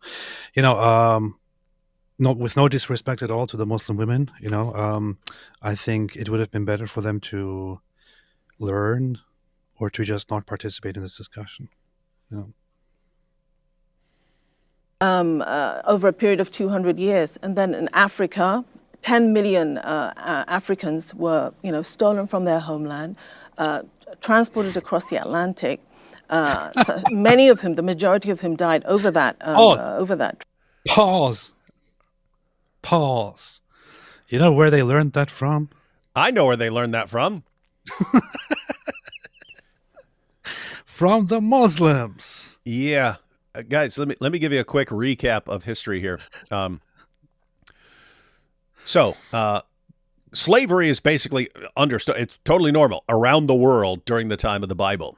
And so it's just taken for granted as a reality of the world. Christians came along and just instantly started freeing slaves if they were able to, right? It was just, it wasn't a command. Hey, you better free your slaves. You better free your slaves. They're just kind of doing the math. Wait, these are people that are created in the image of God. We're told to love everybody. We're told to do unto others as we would have them do unto us. Would I want someone enslaving me?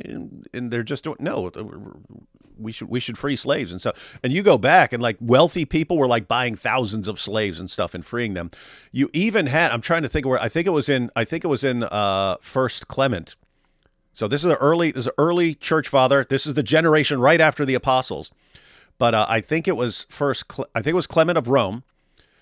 And he had to order Christians to stop selling themselves into slavery in order to free other slaves. You had Christians who were like, "Hey, I want to free that slave over there. So I know what I'll do. I don't have any money, so I'll sell myself into slavery to free that other person and stuff." Anyway, over time, it takes centuries, but over time, slavery basically is weeded out of Europe. There are no more slave markets in Europe because Christians just keep over time freeing slaves. Not everyone. You had people who had slaves and so on, but the tendency over time was to get rid of slaves until there are no more slave markets or anything. Well, guess what? If at some point you decide, hey, we're actually going to a completely different part of the world, like this new world, the America and so on, we're going over there. Well, if you want a bunch of cheap labor, what are you going to do? You're going to buy slaves. Where are you getting them from? You don't have slave markets in Europe anymore. Where do you go? Where the slave markets are still thriving because of Islam. That's where you go. That's where you go. So it's just amazing. The reason slavery back in the day wasn't race-based. You would have Greeks owning Greek slaves. You would have Romans owning Roman slaves and so on. It wasn't race-based. You only ended up with a race-based slavery because that's where slaves were still being sold in the slave markets and so on. And AP. Look at David is like, slavery was based. Yeah. I just have to point out, if you're talking about, because she's talking about black African slaves, how many black African slaves Jesus had? 0. Peter? 0. Paul? 0. You know who did have black slaves? Hey, check this out. Sahih al-Bukhari, 6161. Narrated Anas bin Malik. Allah's messenger was on a journey, and he had a black slave called Anjasha. And he was driving the camels very fast, and there were women riding on those camels. Allah's messenger said, Wahaka, may Allah be merciful to you, O Anjasha. Drive slowly the camels with the glass vessels. Women are glass vessels, as you can see from this debate. Narrated Umar. I went to the house of the Prophet, and behold, Allah's messenger was staying in a mashruba, attic room, and a black slave of Allah's messenger was at the top of its stairs. I said to him, tell the Prophet that here's Umar bin al-Khattab asking for permission to enter. Not in the zut sense, but here you have, look at how this is described. Look at the chapter heading. The chapter heading is selling animals for animals of different amounts or quality, hand to hand. It was narrated that Jabir said, a slave came and gave his pledge. This was an Arab slave. An Arab slave came and gave his pledge to the messenger of Allah to emigrate. And the Prophet did not realize that he was a slave.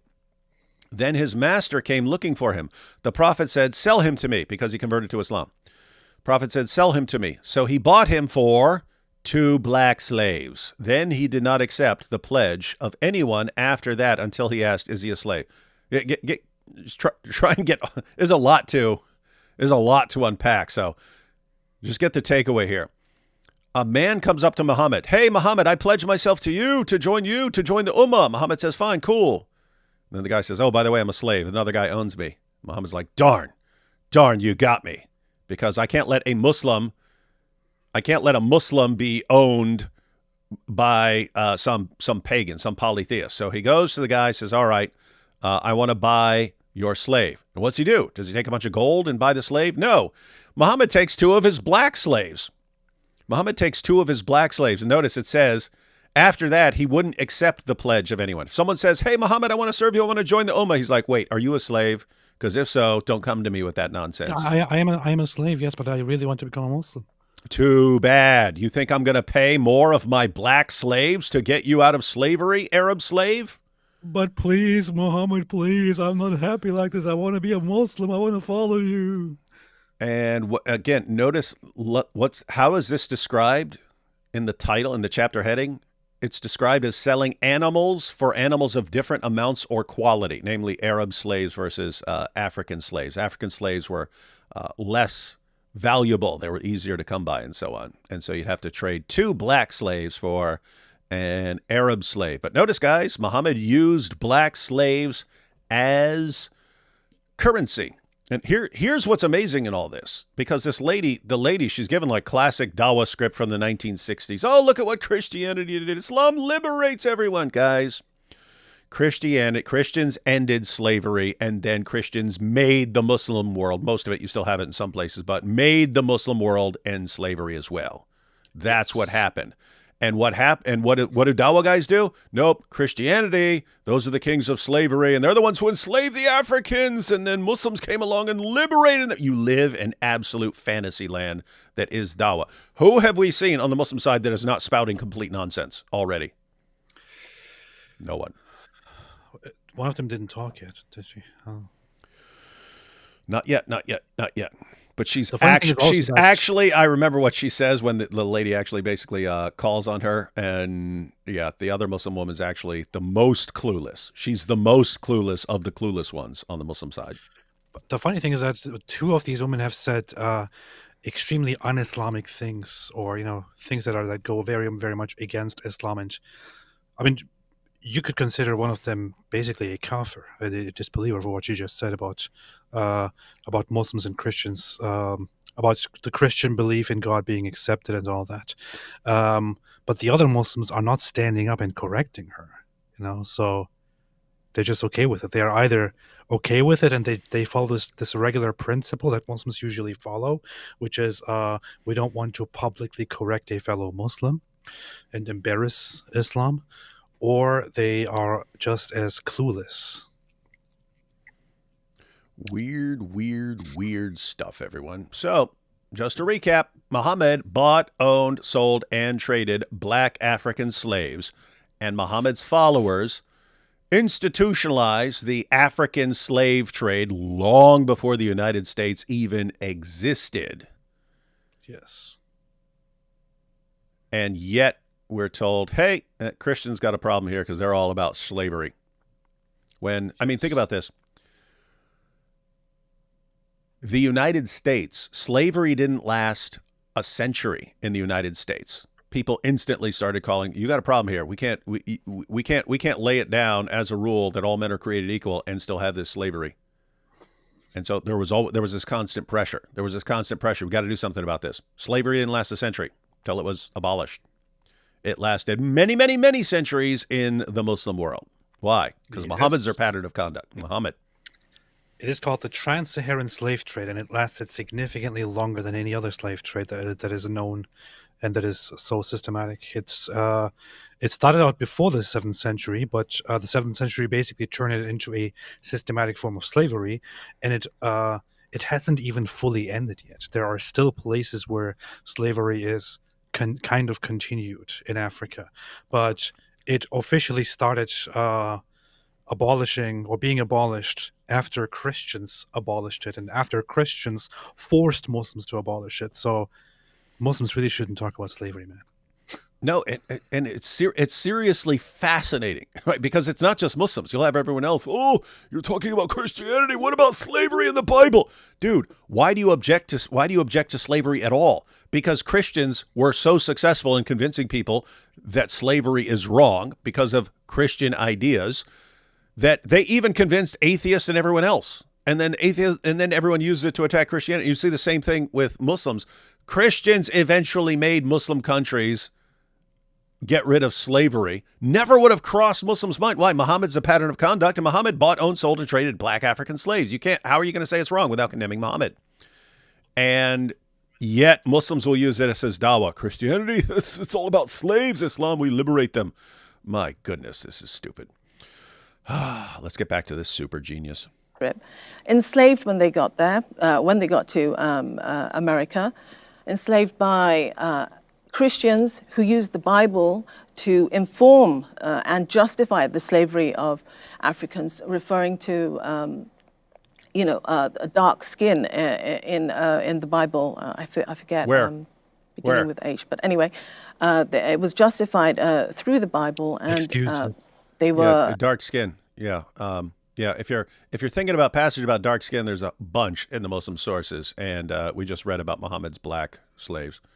enslaved. Families, they were bred. Families were separated. Children were, what is it called? Sold. And, and then the Africans. Like they were by your prophet, huh? Here's the funny thing. Here's the funny thing. She has only one very minor point, which is that yes, there were Christians that did use the Bible in order to argue that slavery is okay, or that slavery is good, or that slavery is justified. The thing is, these were usually very, very, very vague appeals and vague attempts, and there was also the counter side that always argued that slavery is not justified, that slavery is immoral, that slavery is bad. The first abolitionists of slavery were around over 1,500 years ago, long before Islam existed, and they were Christians. They were Christians. They were Christian theologians who said that it is absolutely immoral and not in line with the laws put upon man by God to own another person, to have slaves. So this is the thing. Yes, you have some people who will argue actually slavery is okay at some points in history based on the Bible. Then you will have most of them actually argue that it's not okay. But the thing is, this is just a matter of interpretation, of a very bad interpretation, if someone to argue that the Bible does allow slavery. Whereas in Islam, it's not really up to interpretation. It's quite clear. Muhammad owned slaves. Muhammad bought and sold slaves. Muhammad encouraged the buying and selling of slaves and the taking of slaves. The Quran clearly talks about the owning of slaves and deals with it as something normal, as a matter of justice. It even says, is the slave and the free person equal? So how can I don't remember the entire reference, but that's basically the gist of it. Is a slave and a free person equal? No. So this is the Islamic way. It's not up to interpretation. It's quite clear in Islam. It's not quite clear in Christianity. On the other hand, Christians were the ones who got rid of it, not Muslims. And once again, nothing this woman is saying is remotely connected to the topic. Just to recap. Hey, Muslim woman says, I think everyone goes to heaven as long as they believe in God and they do good things. That's what the Quran says. Surah 2, verse 62. Okay, what about all these other passages that say you have to, you can't believe false things about God. You can't believe in Jesus as divine. You can't believe in the Trinity. Oh, I say you're still fine with all that as long as you're believing in God. Okay, well, if all it requires is believing in God and you're saying we believe in God, why are Muslims persecuting Christians across the Muslim world? Why is that sort of thing happening? Her response, but look at the Christians, they enslaved black. Okay, you just went massively off topic, lady. When the Christian woman brought up persecution of Christians, it wasn't just, oh, persecution's bad. Let's talk about persecution. Let's talk about bad things. It's, if what this woman said is correct, why do you guys go after Christians and defend it by saying it's because Christians have false beliefs? How is a Muslim woman saying you're fine with us believing in Jesus as the Son of God and the Trinity and so on? How are you saying that's fine and it's not a problem, it's not a deal breaker, we still go to heaven? If that's the case, why are you guys attacking us? We're going to heaven. We're going to heaven according to you. Why are you attacking us? Seems like you don't actually believe it's okay for us to believe in these things. That's what it seems like. What's your response? Well, the Crusades. What about the Crusade? Okay, then you're an idiot. Sorry to say. They were even eaten by Christians who justified all this behavior using the Bible. And I'm saying that not to criticize the Bible, but to criticize the interpretation Better not criticize of the Bible. And I'm sure there are plenty of people who do not agree with that interpretation of the Bible. But interpretation of the Bible has been used to justify Christian manifest destiny. And then you have the Native Americans. 56 million Native Americans genocided, gone. And now, by the beginning of the 20th century, you had 330,000 Native Americans left. I respect everything you said. I do believe in history, and thank you for the historical lesson. I just think I want to highlight this part. She asked a question about something that's in your text, and she was requesting for it to be addressed. You brought up historical stuff. So things that people did, right? People did outside of the Bible and misuse the Bible.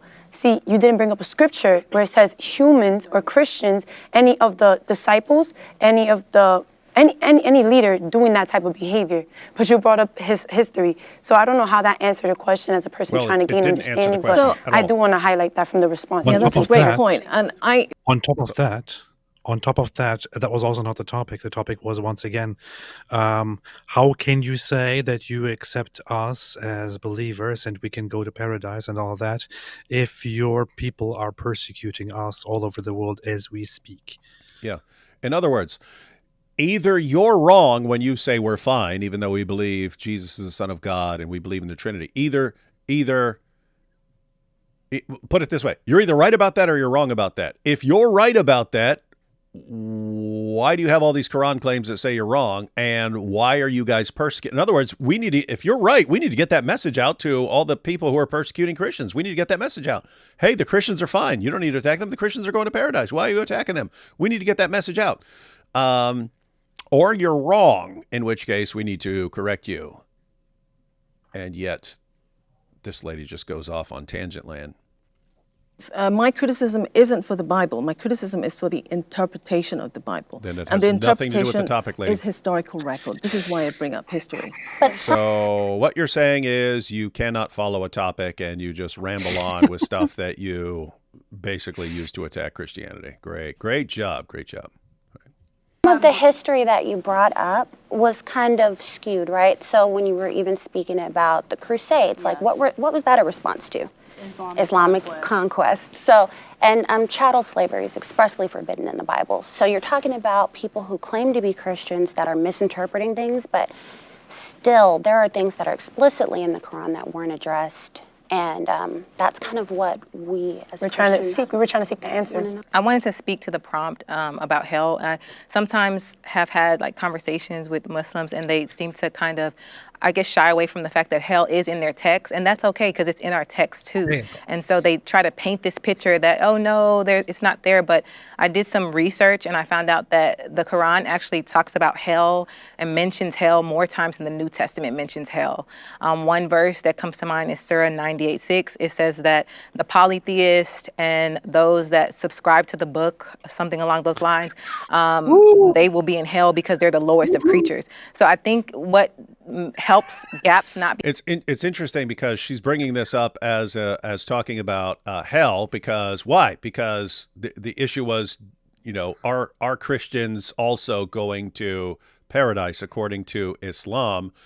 She brings it up to talk about hell, but that verse specifically says that Jews and Christians who reject Muhammad will be in the fire of hell. They are the worst of creatures. The worst. And that completely contradicts what the original woman said. You don't have to believe in the Quran. You don't have to believe in the Quran and Muhammad. As long as it says you have to believe in God.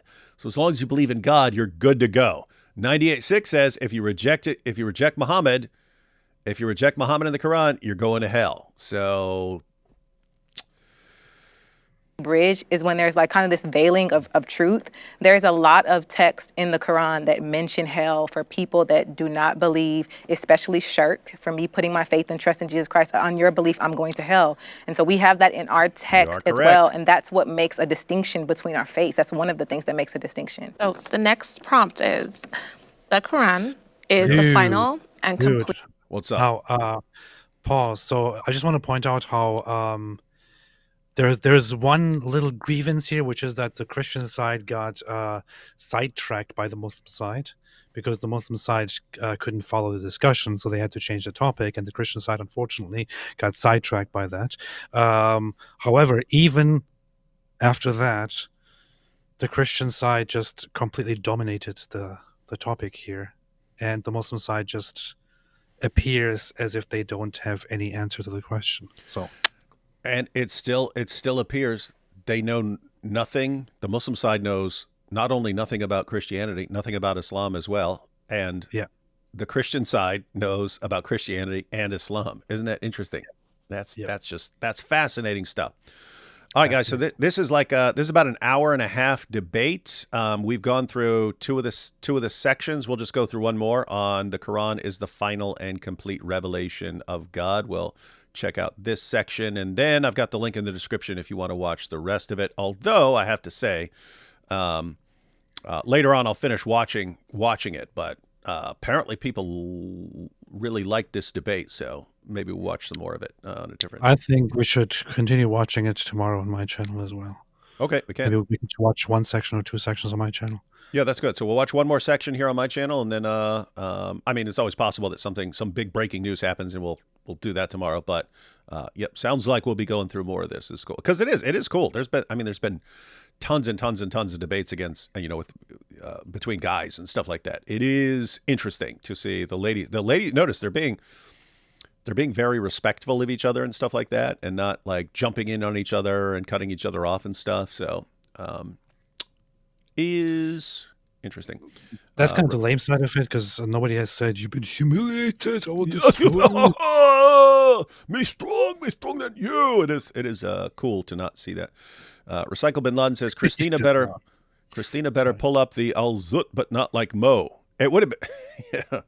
I haven't seen it all, but it would be awesome if someone brought up the Al Zut. Well, it's just like the Al Zut, just like randomly. Well, it's just like the Zut. That would be awesome and classic. Christina was awesome, and the girl with glasses. Yeah, this is what I saw earlier, mentioning the girl with glasses. Anybody who unironically says, I identify as, insert something here, is someone I probably can't have a serious conversation with. So, yeah, I identify as a Black American Muslim woman. That's what she said. That was a bit cringy. It is. Like, what do you mean I identify? Why don't you say, I'm a Black American Muslim woman? Like, what is the I identify as? I don't get that. I mean, why did you have to specify that she's Black? I don't know. But... Yeah, because it's like I identify. Muslim. Yeah, I identify as Black. Like I could identify as white. So this sounds like I don't know. It's weird. Sounds like the leftist syndrome. Anyway, random question: did you guys know the word Hamas violence in Hebrew is mentioned in the Old Testament? God bless you both. Did you know that, AP? I have heard of the theory. Yes. It's not a theory. Hey, we can get confirmation. Ash, is that true? Ash, you're there. Yes, Ash is there saying, I identify as Ezra. Now all the Jews will start worshiping me because I identify as Ezra. Lamb Apologetic says, praying for you, AP. Hope your personal healing goes well. Also, base Christian women versus hotel wives. Oh, that's messed up. Base Christian. Thank you, Lamb Apologetics. Appreciate it. Another great game idea is you play as Diya Al-Kalbi, and the goal of the game is to leave Muhammad's room before anybody catches you. Yeah, you got to sneak out. So you got to sneak out of the house after. Wow. I was bullied through childhood. Children are sinful. Yeah, again. I mean, kids learn to lie pretty darn quick. I mean, you have a baby and the baby's crying. I fed the baby. I changed the baby. What's wrong? I'm holding the baby. Baby's still crying. Oh, maybe that baby's a liar. Can't even speak. It's like, I want you to do what I want, even though there's nothing wrong. Anyway. Babies are kind of dumb, Yeah, they're pretty stupid. You can argue with them all day. They don't make any sense. Yeah.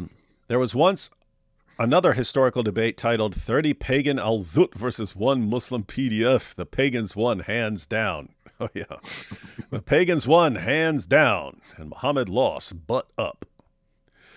APD would you be open to doing a stream with Ken Kenobi, a Japanese YouTuber? He speaks English and he is outspoken about the rise of Islamists in Japan. I'm not familiar with that channel, but I do like helping out people who are trying to inform people in other parts of the world where they might not know anything about Islam because they haven't had a reason to be interested, and all of a sudden they see a problem all of a sudden and they're like, hey, we need to do some stuff on that. So yeah. Yeah, I would be happy. Sure. Yep. 1, these Momo women are lucky they invaded Christian country. 2, all Momos worship a PDF file and all use kids as shields a moral debate with women that think Rex is human right. Zut Nation, stand up. Oh, hi, Dr. Diddy. Zut Nation. Wow, Momo was John Calvin. Oh, as far as like God has already decided everything. Hiya Coffee, just pick one that is easy to read first. Oh, this was someone asking about the Bible. Just pick one that is easy to read first. English Standard or NIV are good starts. None of the core teachings are changed in those versions. Yeah, any of the mainstream versions are pretty good translations. The main thing you'll want to be looking for is, do you want sort of a like literal word for word type translation? If so, English Standard or English Standard Version or New American Standard. Or do you want something that's kind of easier to read? And if so, then go like NIV or something like that. But yeah, any of them. Some people just like the kind of old English for religious text, and so you could go King James, even though you have people read King James all their life, and they think that's what a book's supposed to sound like. I mean, the New Testament's written in Koine Greek. It was like the language of common people. It wasn't meant to be fancy and stuff. But my point is, the general rule is get the translation that you're most likely to read, right? That's the general rule. So whatever you are going to be most inclined to read. So what I would do is go to something like Bible Gateway, pull up a passage of the Bible, read a couple of the main translations, see what you prefer. NKJV. Yeah, and the one you really need, of course, is the Schofield. Yeah. 4 Christian women versus 4 whiteboards. What's wrong with people, man? Oh, because the Ali Dawa. That would be funny if all the Muslim women pulled out whiteboards and could only communicate through the whiteboards because their voices aren't allowed to be heard. Hang on. Wives are property in Islam. Owning people is illegal in U.S. and U.K. Therefore, Islamic marriages should be illegal in the U.S. and U.K. Yep, they should. Why did Mo only bathe with chipmunks? Oh, it's a joke. Hang on. Why did Mo only bathe with chipmunks? And we have the answer. So he wouldn't be made fun of for 1.8-inch member. Why are people mean, man? We're having a nice, friendly debate. These ladies are all having a friendly debate, and men are trying to ruin it with silly jokes. The lady is taking this half-brain stuff too seriously. I've been watching the Scottish Korean. He would say bacon protects you from stupidity. Wait a minute. Somebody said that Korean Scott sent both of us emails. He did send me emails. No I just haven't gotten around to responding yet. Did I miss it? I don't really know. I'll check. I just remembered that. If Italian Cameron reviews this, he'll be like, but you 4 Christian women aren't even 8th century apologists. Yeah, he'll be sitting there. Oh, did you know about this Christian woman in the year 862 who said this one sentence? This proves that she's greater than all of you combined. Oh, no, he wouldn't be saying like, you go, did you know about the pizza lady from Sicily? And she said this on their menu, and it's way better than anything anyone else said. It's a weird dude, man. Weird dude. Let's see. Leviticus 5:17 refutes the notion of sin without account. The children in Deuteronomy 1:39 are noted in Numbers 30-11 as under 20. Most versions distinguish children from little ones. Little ones can definitely sin. Children equals descendants. Powerful. Saw a headline and already knew it was an L for Islam. Yeah, I was guessing that. Especially when I saw Lady Logic was on the Christian squad. Zut meat lasts forever. What's wrong with people?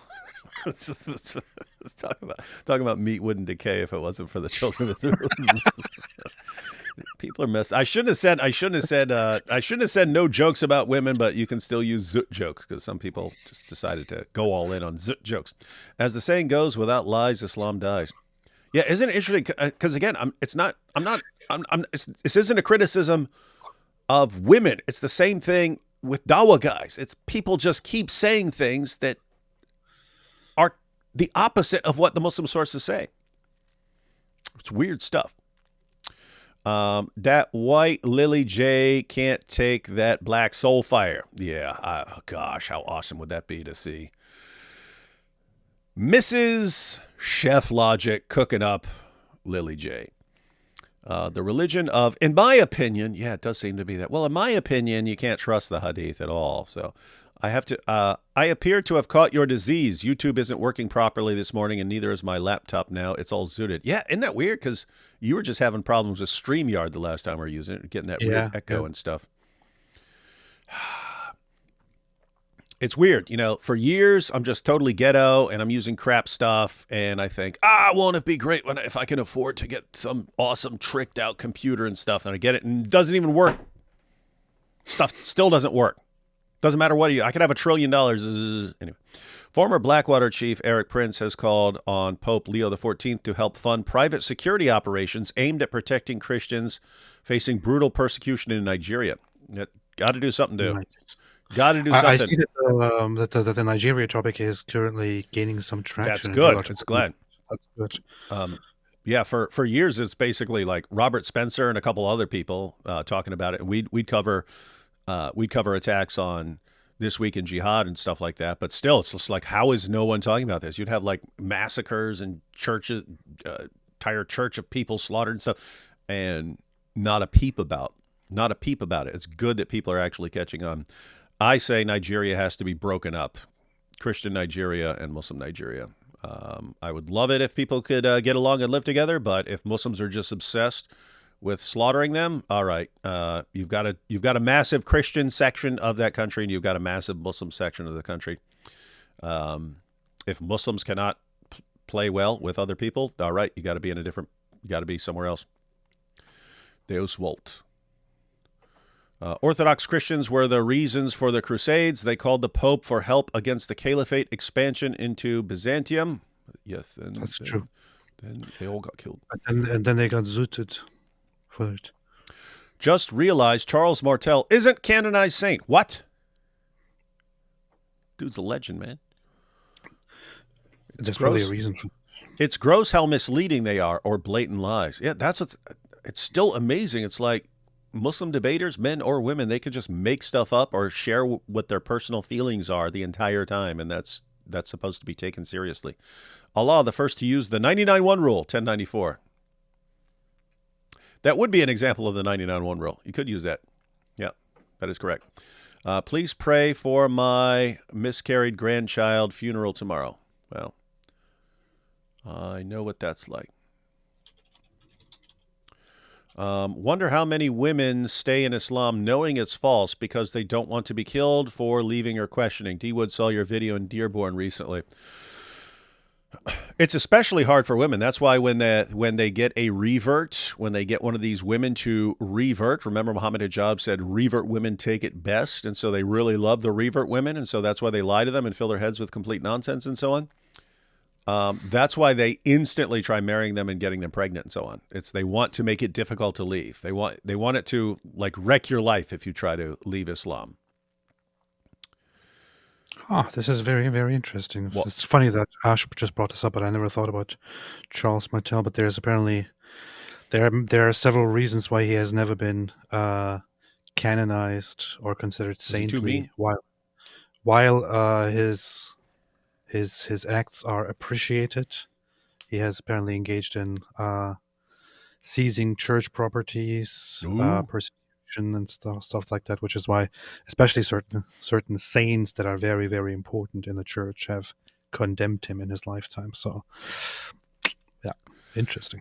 Yep. So I can see denying him saint status and so on in spite of the significance of some of the things he did. With that said, I'll say it again. A lot of the people who are most willing to risk their lives for stuff are people who have done some stuff, right? In other words, you have personality traits where you're aggressive, you're a risk taker, things like that. And so you'll stand up against something like Islam. But those kind of personalities are usually guys who cross some lines throughout their lives and so on. I wonder why the Zut never got canonized. Hey, Life Rant says, yeah, the black Muslim that speaks next is confused, didn't even need to be there. Yeah, I saw right after she started speaking. That's when I had to board the plane. But yeah, what she said was not helpful. What she said was not helpful at all. Diddy Wood is king of the Zut. Yes, he is. Going to launch the Zut squad. David is a G, flies back and forth to my conference across the country and still has energy to go live tonight. Yeah. Nice. I flew back on the red eye. AP, Sneeko talked about you on your Charlie appearance. What? Where? Dude, you should make a little video. Sneeko's funny, man. He's kind of a doofus in a lot of ways, but he's kind of cool in certain ways, and he's pretty funny in a lot of ways. I actually recorded a video addressed to Sneeko quite a while ago, like last year or so, but I never published it. It was like a message to Sneeko. You should check out what he said. So I'm assuming this on Rumble, but I can't track it down, but wherever it is, I might check it out. Yeah, guys. Hey, Paul. Why don't you leave a message? Why don't you post a comment afterwards, just a regular comment, or send AP a message somehow, and tell him where that is so he can find it. When a species' natural predators. Oh yeah, and it was weird. After I posted my video about how Muslims were reacting to Charlie Kirk and condemning Sneeko for saying that he was praying for him, Sneeko unblocked me on Twitter. Really? Yeah, it was weird. Oh man, that's why it's cool if he's actually watching something about you. That's cool. When a species, I think I'm still blocked from him. Yeah, pretty sure. When a species' natural predators are gone, they begin to multiply and spread out of control. We need the al-Zut back. They keep the jihadi population under control. Al-Zut, moon splitting. It all makes sense now. Yeah. That's the real background for the splitting the moon story. Based early America fought Islamic slave traders and pirates, Barbary pirates. This U.S. Navy was established in response. Hey, Isa, watch this video. The Christian women had better arguments and better rebuttals. They actually knew the subject material and knew the assignment. And this is from Isa, guys. Hey, Isa, I saw your message about joining us live. Why don't you send a list of your 4 or 5 favorite topics to discuss, and then we'll do some live streams. Especially AP is going to be gone for like 1,000 years. I'll be everywhere. Hey, everyone watching who wants to go live. AP's about to be gone. We'll all go live, and people will forget about him. I'm going to be gone to Israel for like 2 weeks or so. And since I'm gone for that long, I'm thinking maybe I should just stay there and live there. That'd be cool. Yeah, but I'll be gone there in Israel. Would also like to meet up with Israelis. Maybe I'll do like a fan meeting or something. That'd be funny. You should. God bless D Wood and AR. Who's AR? Anthony Rogers? Yeah, Anthony Rogers. Yep. Islam, the big, beautiful, abusive relationship. That's what it is. Thank you. We have Ash, D Wood, and AP. If Pope Leo funds Operation Zut to the rescue in Nigeria to save Christians, will you become Catholic? A crusade will never happen. Yes, I will. If Pope Leo says he's starting Operation Zut to the rescue, and he sends a bunch of Jat people to rescue the Christians, I will convert to Catholicism. Immediately. That will be such legend status I will not be able to resist. Should they ask the Muslim women there if their husbands have planned any pilgrimages into the desert night to be just like Mo? That might imagine. What's her name? Doctor what? Dr. Daff. Dr. Daff. Imagine, Yeah. imagine Dr. Daff just question. Even if she just said, "What's this I've been hearing about these zut?" That would be instant legend status, guys. If you want legend status, there is a very, very, very quick, easy way to do it. Just bring up the al zut. Even the Muslim women are hostile. Lord have mercy. Well, the one woman was. She went completely off topic and so on to blast away at Christianity. So far, the Muslim women, they don't seem to know what they're talking about. But overall, people are being respectful going back and forth. All right, let's go ahead and check out this new section and hear from the woman we haven't heard from. She's going to explain that the Quran is the final and complete revelation of God. Everyone ready? Be prepared to have your minds blown out the back of your skull. Be prepared to convert to Islam based on this powerful da'wah you're about to hear. Get ready for this da'wah. Here we go. Revelation of God. All right, so maybe someone who hasn't Shocker spoken on a the lot. I haven't heard from you yet. Yes, so I do believe that the Quran is the final testament of Allah because, the Torah was brought down and so was the Bible, but they were... The Torah was brought down and so was the Bible. I have to say, guys, so just so everyone knows, the Torah is part of the Bible. But I do like the fact that she just said that the Bible was brought down. So it's all revelation, according to what she just said. The Bible was brought down. It's not how it works. That's not how it works, but it's better than what I hear from a lot of Muslims. So here is the thing. If you ask the average Muslim out there, not Muslims who engage in online discussions with other people, if you ask the average Muslim that is just living their lives about the scriptures, they are very likely to tell you, yeah, we believe that the Torah and the Bible have been sent down by Allah. This is because of Islamic ignorance.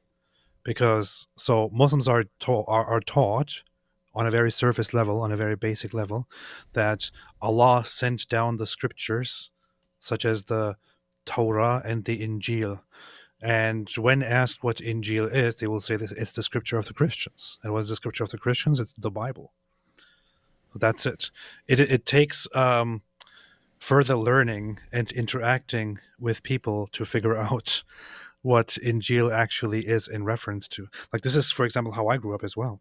Growing up, I thought, okay, Injil and Torah, that's, I guess, Bible and Torah. That's what you are told, basically, on a very simple, basic level. Because this is also a clear sign and a clear instance of Islam just being completely detached and disconnected from biblical tradition, right? Islam doesn't have the Bible. Islam doesn't have biblical texts. It only talks about them in a very ignorant way, but doesn't have them. So Muslims don't really know what the Torah is and what the Injil is, what the Gospels are. So they just talk about them as these scriptures that were sent down. This woman is an example of just that. She is quite ignorant and shouldn't be sitting there, man. This is interesting. Whoa, he's back. Okay. What?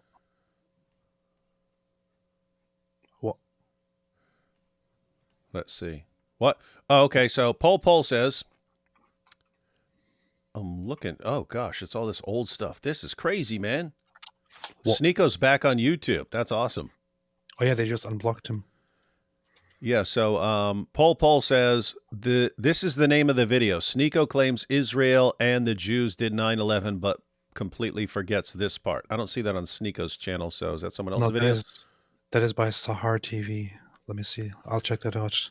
All right, so you have the reference so you can check it out? Yeah. We'll be good. We'll be good. All right, good. All right, we got all that covered. Ladies and gentlemen. And it is interesting, because Yosef here said it. Sneeko's back to YouTube. Sorry, I'm 5 minutes behind watching at 1.5 speed. That is interesting, because he's been asking for a long time, and I have to say, ladies and gentlemen, it's actually better if YouTube just doesn't try to control everything everyone says. As far as like stuff that Sneeko said, I think the big thing that got him in trouble was he was talking about some feminist woman and basically said that she needs to get.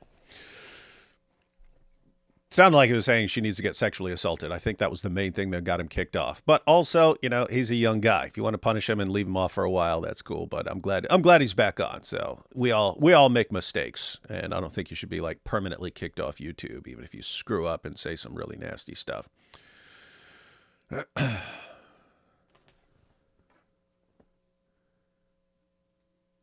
All right, ready? After like years were misconstructed and they were and just to be clear, Sneeko was joking. He wasn't seriously saying this needs to happen to a woman. He was joking. He carried it too far. It was messed up. I think it would be fine to like punish him and stuff like that, but I've never liked these permanent bans by YouTube. So anyway, yeah, Sneeko's on a journey. I think everyone needs to be watching that journey because it is interesting. This guy jumped into Islam and then over time is finding out what it actually teaches, and it's bothering him a lot. And so this is actually fun to watch. But here we go. I just checked it out. I just checked out the video. So it's just he's sitting down with this guy, Digital Social Hour, Sean Kelly, who also interviewed me, and that guy actually brings me up.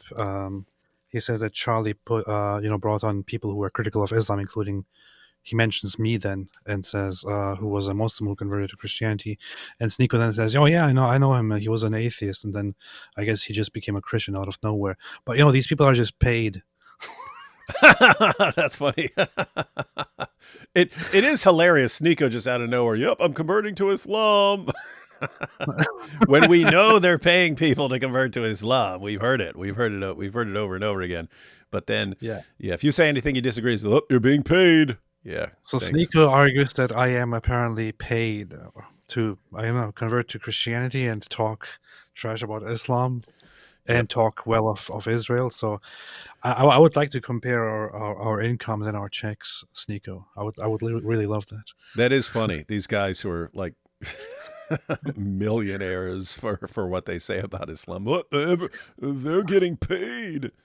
Oh, he's living large. He's living his life. He's spending time over there with his rich friends over in the Arab oil countries. I don't have anywhere near the wealth that you have, Sneeko. You could you could play that clip and make a little video out of that, making that point that how are we so poor if we're the ones getting paid, and how come all the guys we're responding to are rich and they're not getting paid? This is just silly.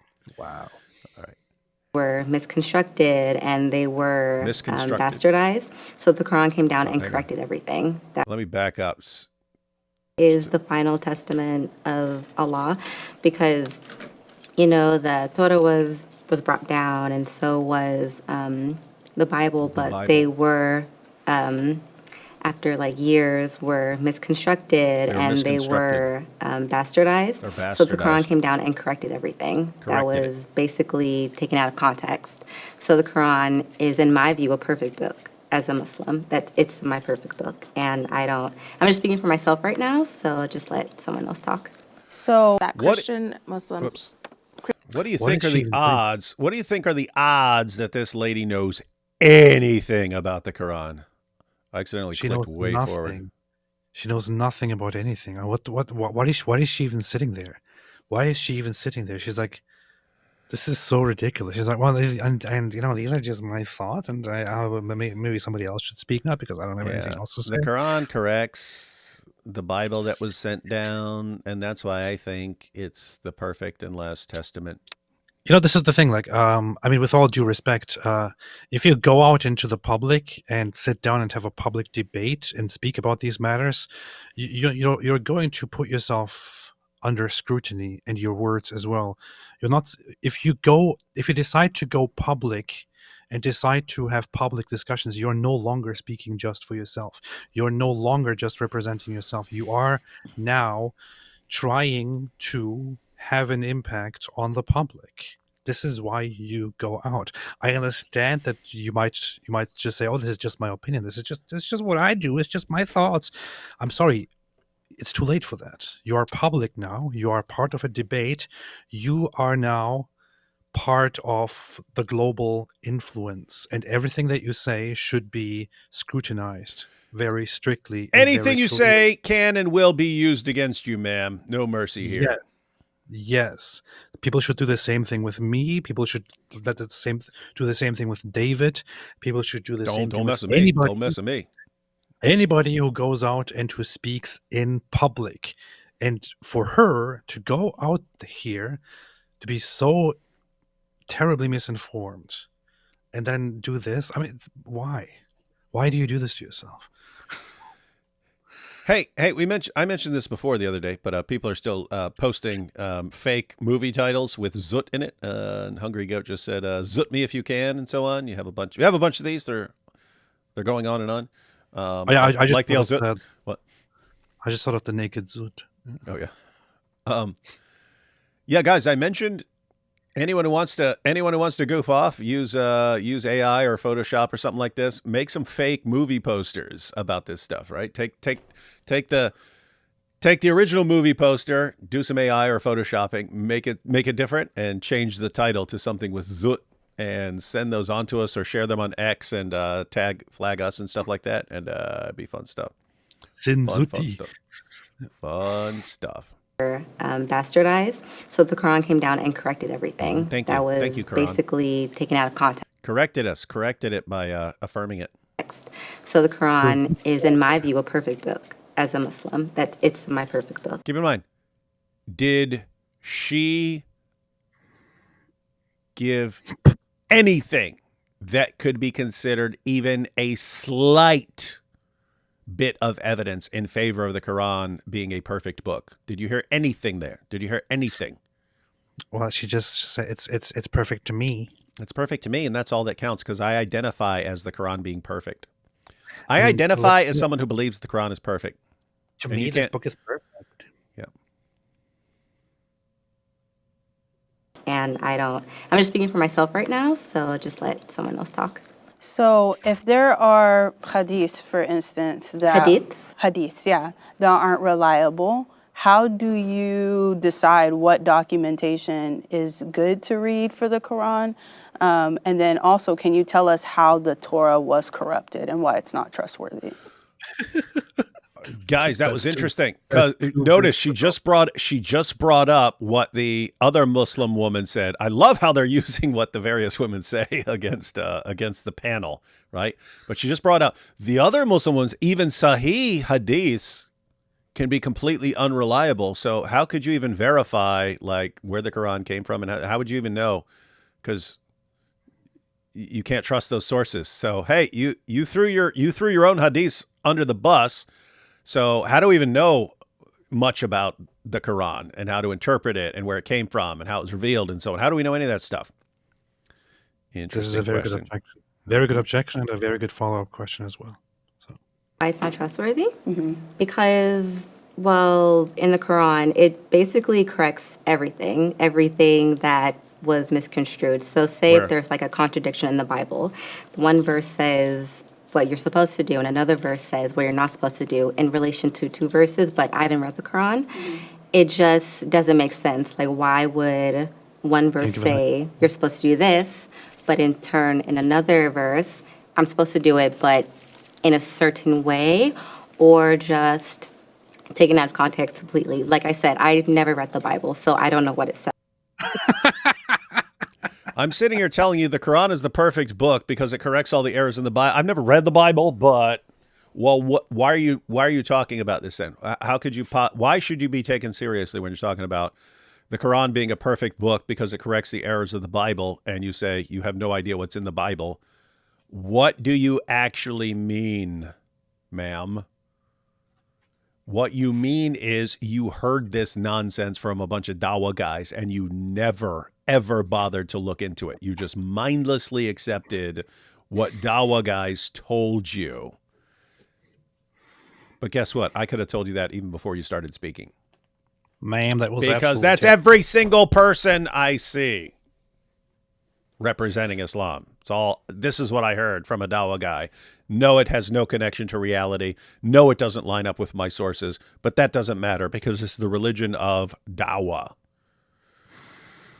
Man, that was about the dumbest thing I've heard all day. It was pretty bad. Pretty bad.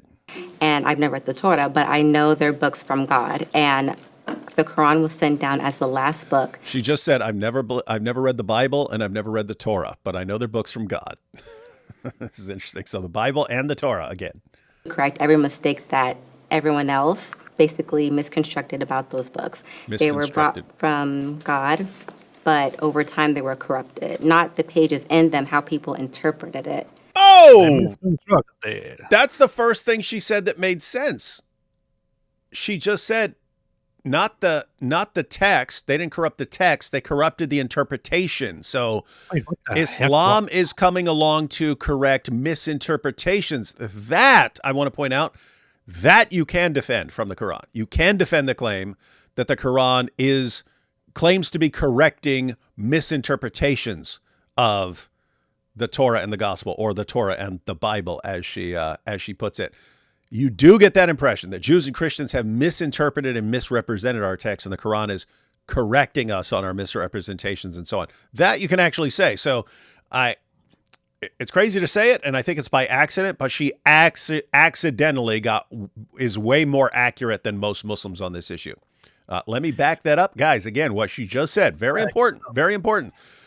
It's not the text of the books that was corrupted. It was the interpretations of the books that was corrupted. And so that is actually very interesting. And again, she is much closer to what the Quran says than what you typically hear from Muslims. Here we go. Man, you're probably done what you just said, but that was quite accurate. Mm-hmm. Every mistake that everyone else basically misconstructed about those books. They were brought from God, but over time they were corrupted. Not the pages in them, how people interpreted it. Not the pages in them, how people interpreted it. Amen, sister. You just went to the top of the panel. You went to the top of your panel. Let me get this straight. Let me get this straight, lady. When the Bible says, in the beginning was the Word, and the Word was with God, and the Word was God, you're saying that's not corrupted. It's just the interpretation that is corrupted. So when it clearly identifies Jesus as God, that's just people accidentally misconstructing that with their opinions. That makes zero sense, lady. But you got that right. We'll find out. We'll find out. So the Quran was brought to correct everything else, and so was Muhammad, peace be upon him. And what was the other question you said, the first one? Well, I have a question for you. Okay. So in what ways does the Quran correct or Good question. confirm the things that I've never read it, so I you're don't saying know. were... Confirm the Day of Judgment, and I believe there are other things, but I don't want to get my words a little jumbled up or offend anyone, because I haven't read the Torah or the Bible in its completed. Like, I know there are books, but I haven't. Wow. I don't want to get my words not misinterpreted, but I don't want to misuse my words if I'm not correct on something. And I have no business speaking So on do you it. think it's unfair to make a claim that you haven't read the Bible nor the Torah, but then consider them as corrupt scriptures, when these scriptures have been out for centuries, BC, right? Before Christ, they have been passed down, written down. You're telling me throughout all those years that there have been practices of these scriptures. Allah, your God, basically allowed all these people to be deceived into thinking that these things are right when the whole time they aren't wrong. I mean, when the whole time that they're wrong. When did it start that it was confirmed? What date or what historical time was it confirmed that these scriptures that are historical documents for all that these historical documents are a contradiction or need to get corrected? Ouch. So on the one hand, she's asking the sort of when, where, why, how questions, like, okay, when did this happen? When did all this stuff happen? But also, like, did Allah just drop the ball? He's revealing scriptures, and then he's just letting, and then somehow, now to be fair, she originally sounded like she was saying the text has been corrupted, and the Quran came to correct that. But when she actually continued speaking, she said it's not the text that has been corrupted, it's the interpretations. And so you'd have to ask, why did Allah allow all these corrupt interpretations over the centuries and only corrected them way later after all this stuff is set in stone? Because guess what? According to the Quran, Allah is protecting the true followers of Jesus and making them uppermost. So why would they end up with all these corrupt interpretations? Anyway, actually, interesting stuff here. Let's see. Allah did not make the people corrupt the pages. They did that themselves. No, I didn't say Wait, that. now the I'm pages saying, have been like, corrupted. Basically, how is it that he allows this to happen for so long? Because when did this idea come out that they've been corrupted? When did it come out? Well, I'm not sure Okay. when the year came out, but I do know that, it's in human nature. There is a Quran verse that says, human beings will be human beings, and God does not. There is a Quran verse that says human beings will be human beings. Everyone, it's chapter 175, verse 47. If this woman was my partner or my mother or my daughter or something, and she came back from this show, I would say, I have no idea who you are. And what's crazy, she got one thing correct, but it was so correct that it's like, whoa, you are massively more correct than the vast majority of Muslims on this. And then she took it right back. Oh yeah, they it's human nature to corrupt pages of the text because, as the Quran says, humans will be humans. It's funny. God does have power over us, but we do have power over ourselves. It's just like how we are. And So Ali really feels these so empowered things, right now. Allah did not allow people to just corrupt these books. They did it themselves. It is in the And by the Quran way- mentioned nice and clear. By the way, as a powerful woman of color, I can also acknowledge that this is absolutely true, and I personally think that the Quran does identify itself as a very powerful and correct book, which identifies itself also as the one that corrects all the others. And as a woman of color who identifies as a Black Muslim woman, I personally do believe in that as well. But don't ask me any further questions, please. Thank you. I guess we should all convert to Islam based on that powerful da'wah. The Quran speaks for itself that it was preserved, according to Muslims. So the Quran. The Quran speaks for itself that it was preserved. And since we're going to assume that everything the Quran says is correct, we'll assume that it's right and that it was preserved. And then, what's that got to do? What's that got to do with anything? I mean, you read your Muslim sources. They talk. Here's what's interesting. This is the lady that will throw out the hadith, right? So you could bring up hadiths about entire chapters of the Quran coming up missing, large passages being lost because the only people who had them memorized died in battle, versus being eaten by a sheep. Muhammad's own companions not being able to agree on which chapters are even supposed to be in the Quran. Different Qurans being used in different parts of the world today. You could bring up all that, and I'm pretty sure she'd be like, nope, the Quran says it's been preserved, and so that's it. Problem is, in the same chapter, so she's thinking of chapter 15, verse 9. Later in the same chapter, it talks about the dividers who made the Quran into shreds. And so, even if you just went with the Quran, guess what? You can't know what it means to make the Quran into shreds unless you go outside the Quran to give you some explanation of why it doesn't mean that they shredded the Quran and really did a bunch of nasty stuff to it. But you can't. So at the end, if you're sticking with the Quran says that people during the time of Muhammad made that book into shreds. They shredded it. And it's always an interesting passage because if the Quran said that about the Torah and the Gospel, every Muslim would point to that. You see, that's where it says the Bible's been corrupted. Right there, where it says they shredded it. They shredded the Torah. They shredded the Gospel. Never says that about the Torah and the Gospel. Says it about the Quran. The harshest language the Quran uses of any book is used of the Quran itself. It says the unbelievers shredded it. Interesting. But let's see. Is intact. It has been preserved and flawless, according to Muslims. The Quran says that the core message within the Bible, within the Old Testament, has not been corrupted. Where does it say that? Core message of it, that Allah says he affirms what Jews and Christians have, the text we have, the text we read, the text we're commanded to judge by. It's not, the core message. kind of invite the people to the God of Abraham, to Jesus Christ, that's mentioned 18 times in the Quran. Moses, that's mentioned 19 times in the Quran. There's an invitation for these core Getting some of these good facts we'll have to remember if we're ever on Jeopardy. This messages. is so funny. Muslims think that this is actually impressive. When they say, "Oh, Mentions yeah, Jesus 18 times. the Quran actually mentions this. The Quran actually mentions that. The Quran Like we're actually going to go, mentions-" what? It does. I didn't know it mentioned it. what? Oh, I'll convert now. What? That's what I mean. This is Dawa. This is Dawa script, right? It's Dawa script. It's here are the things you say that we think are impressive to people, and just bring them up. And even if it has no connection to any sort of topic, why? Because they know their fans aren't paying attention. They're just, oh, what? Oh, this is the impressive stuff they're saying. Oh boy. But because there are so many authors in the New Testament, and there's one author, whether non-Muslim believe the Quran has been revealed to him or he wrote it himself. There's one author. So this is lack of consistency. Muslims see it, and there's room for corruption there because this lack of consistency and multiple authors. That's You hear this? This is like so insanely stupid. The Quran only has one author, so you can trust it. The Bible has many authors. Can't trust them. There's too much room for inconsistency in there.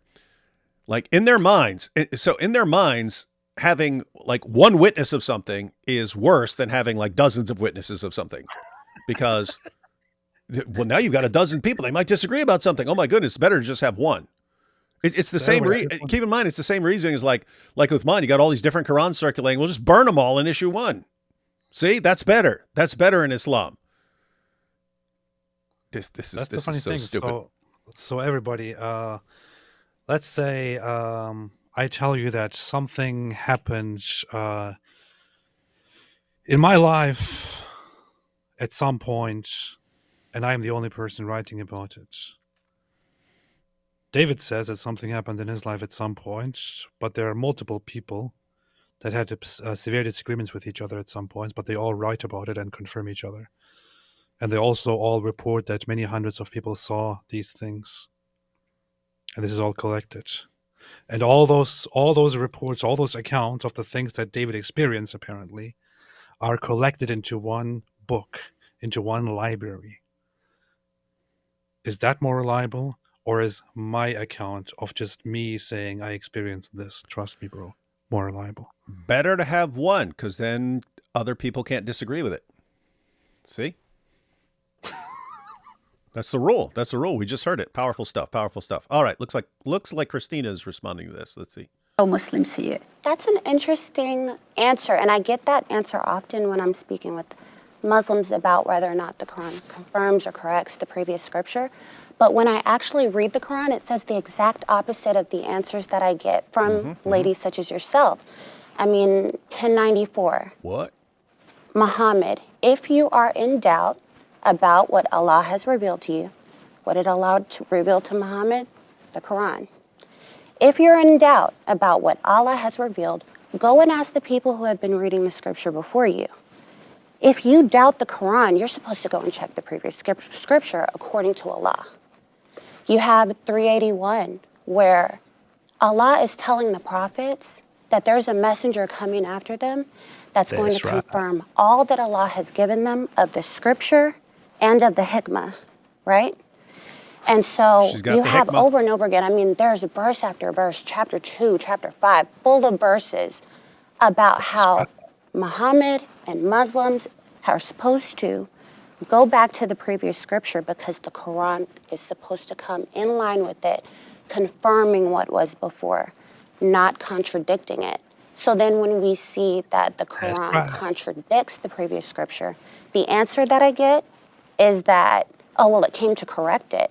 Nowhere in the Quran or Hadith is the Quran a correction over the previous scripture. Ouch. In fact, it's the other way around. But let's Ouch. Oh, she just wrecked it. Right. She just wrecked all of Islam. Everyone see that? She just cooked all of Islam right there. So notice all these ladies, yes, the Quran. To the table like this. The Quran came to correct the errors and the blah, blah, blah. And it's more reliable because it comes from one guy, not like the Bible where it's all kinds of... The Quran affirms, right? The Quran over and over again. And yes, and what we revealed to Moses and what we revealed to Isaac and what we revealed to him and what we revealed to Jesus. The Quran's affirming that it's a bunch of people. The Quran affirms that there were a bunch of people who received revelations and so on. That's right. And so she points out, when you actually go to the Quran, it's not saying, here's the one book because it has one author and therefore it's way better than this other stuff and just go to this. Instead, it's the complete reverse. It's, hey, if you're not sure that this is the true word of God, check and make sure it lines up with the previous scriptures. Does not make sense if it's somehow correcting those previous scriptures.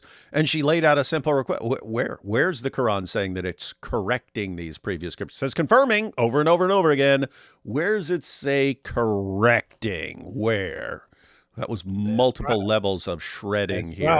That's right. The Muslim women, they don't know nothing, and the Christian we're about to find out. They're here to educate them. They're here to educate them, and they're doing a fantastic job. I wonder if Avery calls her wife logic. He already says lady logic, man. Okay, but yeah, I propose wife logic. You mean like if so he calls her lady logic in public, but yeah, maybe like in their house he's like, hey, wife logic. Yeah, probably. Yeah. Let's talk about one example. Okay. Let's talk about one example. For example, the story of Lot in the Bible. When you read the story of Lot, it says that Lot's daughters got him drunk and then slept with him. This story, when you read the same story in the Quran, it's a completely different story. It doesn't say anything about the daughters getting their look at them drunk smiling. and sleeping. look at them smiling. They're already like, you are so cooked, lady. You have no clue what you're talking about. Very good.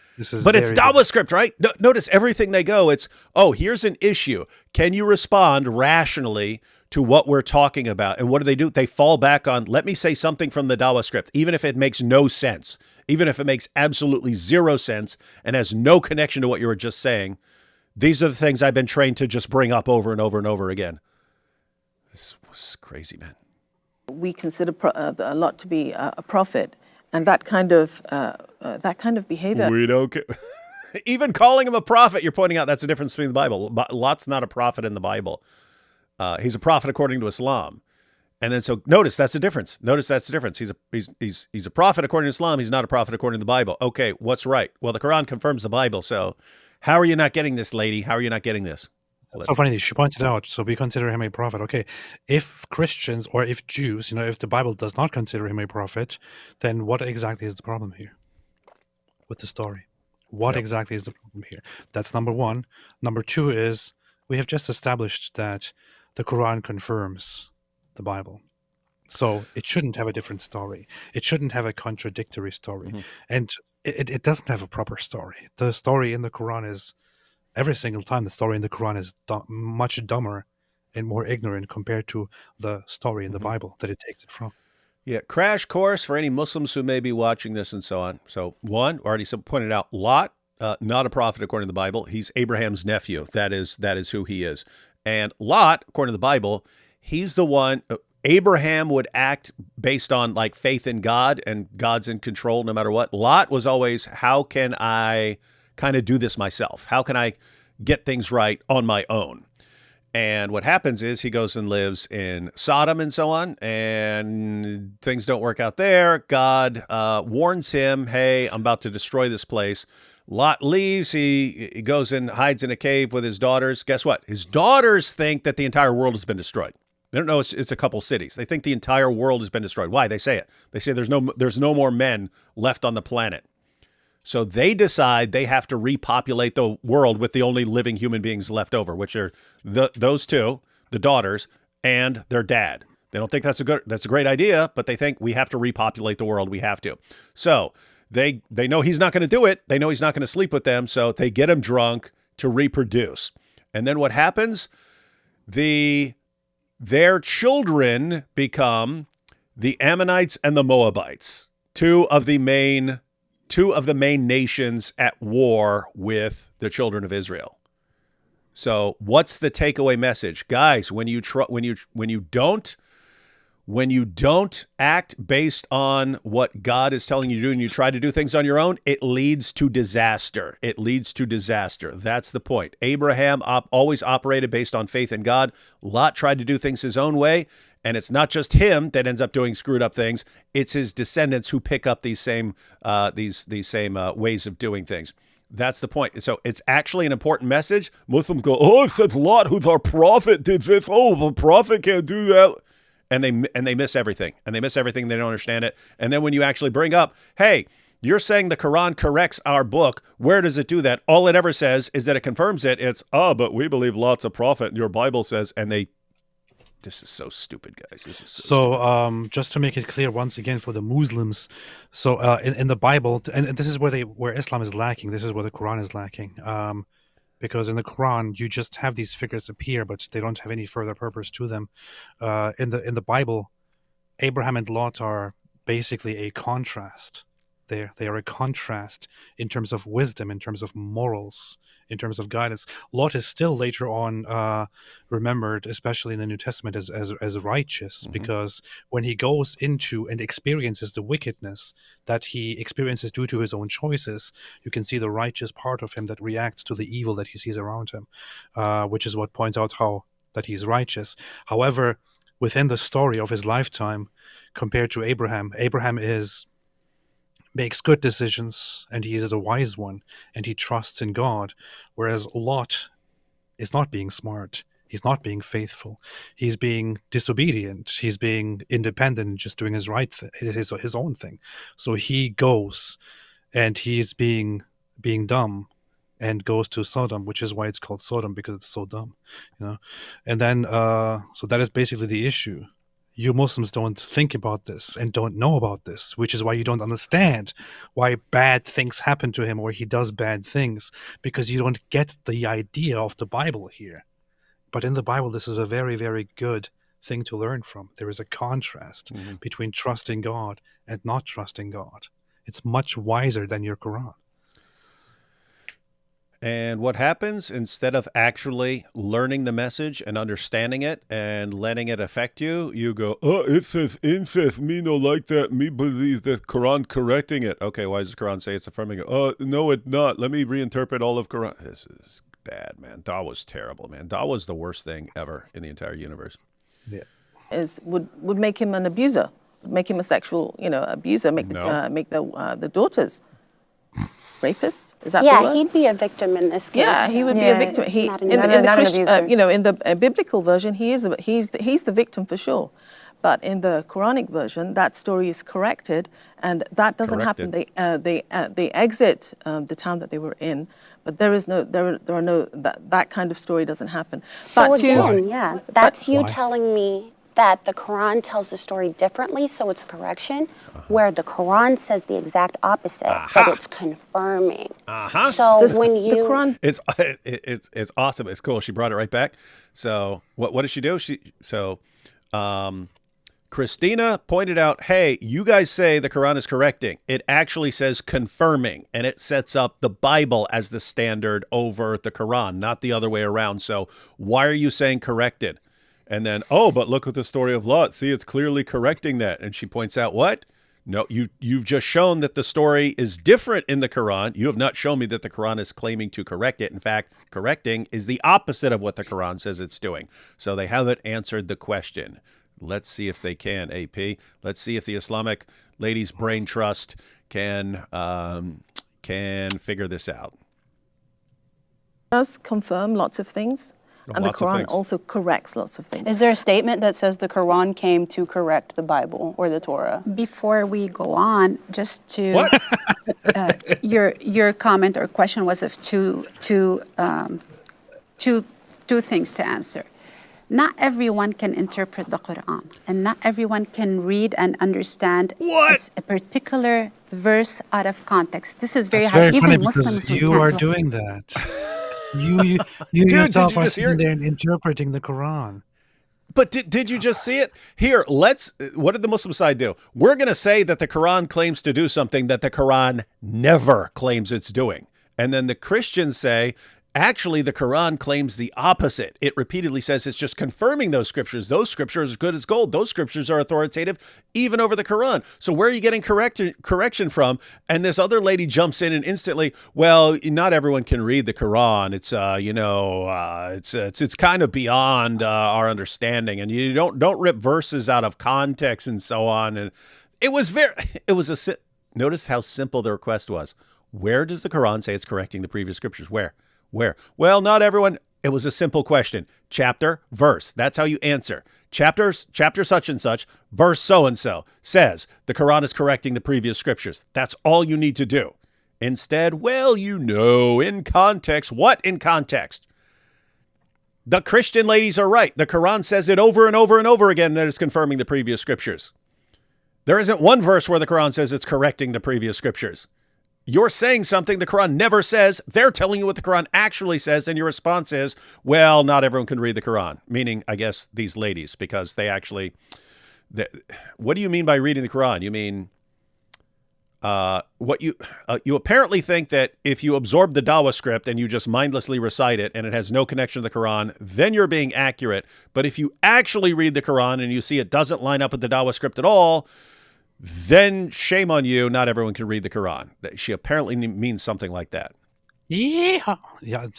I would really love to see this debate on multiple channels, repeated on mainstream media, repeated on talk shows in the mornings, on American TV and everywhere else, repeated.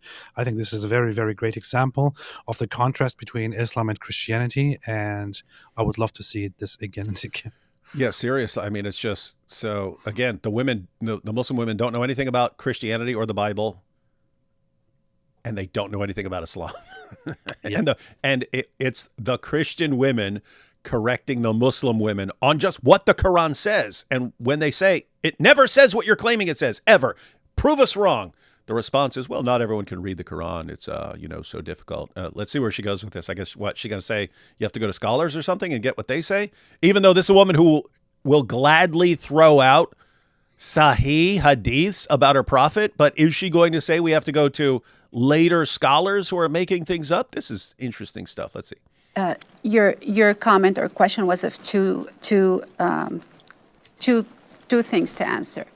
Not everyone can interpret the Quran, and not sad. everyone can read and understand a particular verse out of context. This is very hard. Even Muslims, we can't do that. We have to refer to exegesis and Scholars. and books that explain to us why this was given at this time. So taking one verse out of context to Dozens and dozens of verses, lady, not one. justify that the Quran corrects or doesn't correct, I don't think it is a reliable thing to say, with all due respect. So therefore... Translation, I can't show you a verse where the Quran says it's been corrupt. I mean, it says it's correcting the previous scriptures. I can't do it. So I'm going to go on this. I'm just going to say, well, you can't understand the Quran. Ain't no such thing. This is bad. To understand, you have, it's not a simple thing to understand where's that verse coming from and what it aimed to do. So in terms of correction, like I said before, the core message the Quran agrees on. There's a line, there's something. Jesus is a prophet. Moses is a prophet. We believe in 125 prophets. There's the core message as Muslims. We believe it is there in the Torah and the New Testament, but we believe the little things because of none. She just said we believe in 125 prophets. Really? That's it? I think that's what she just said.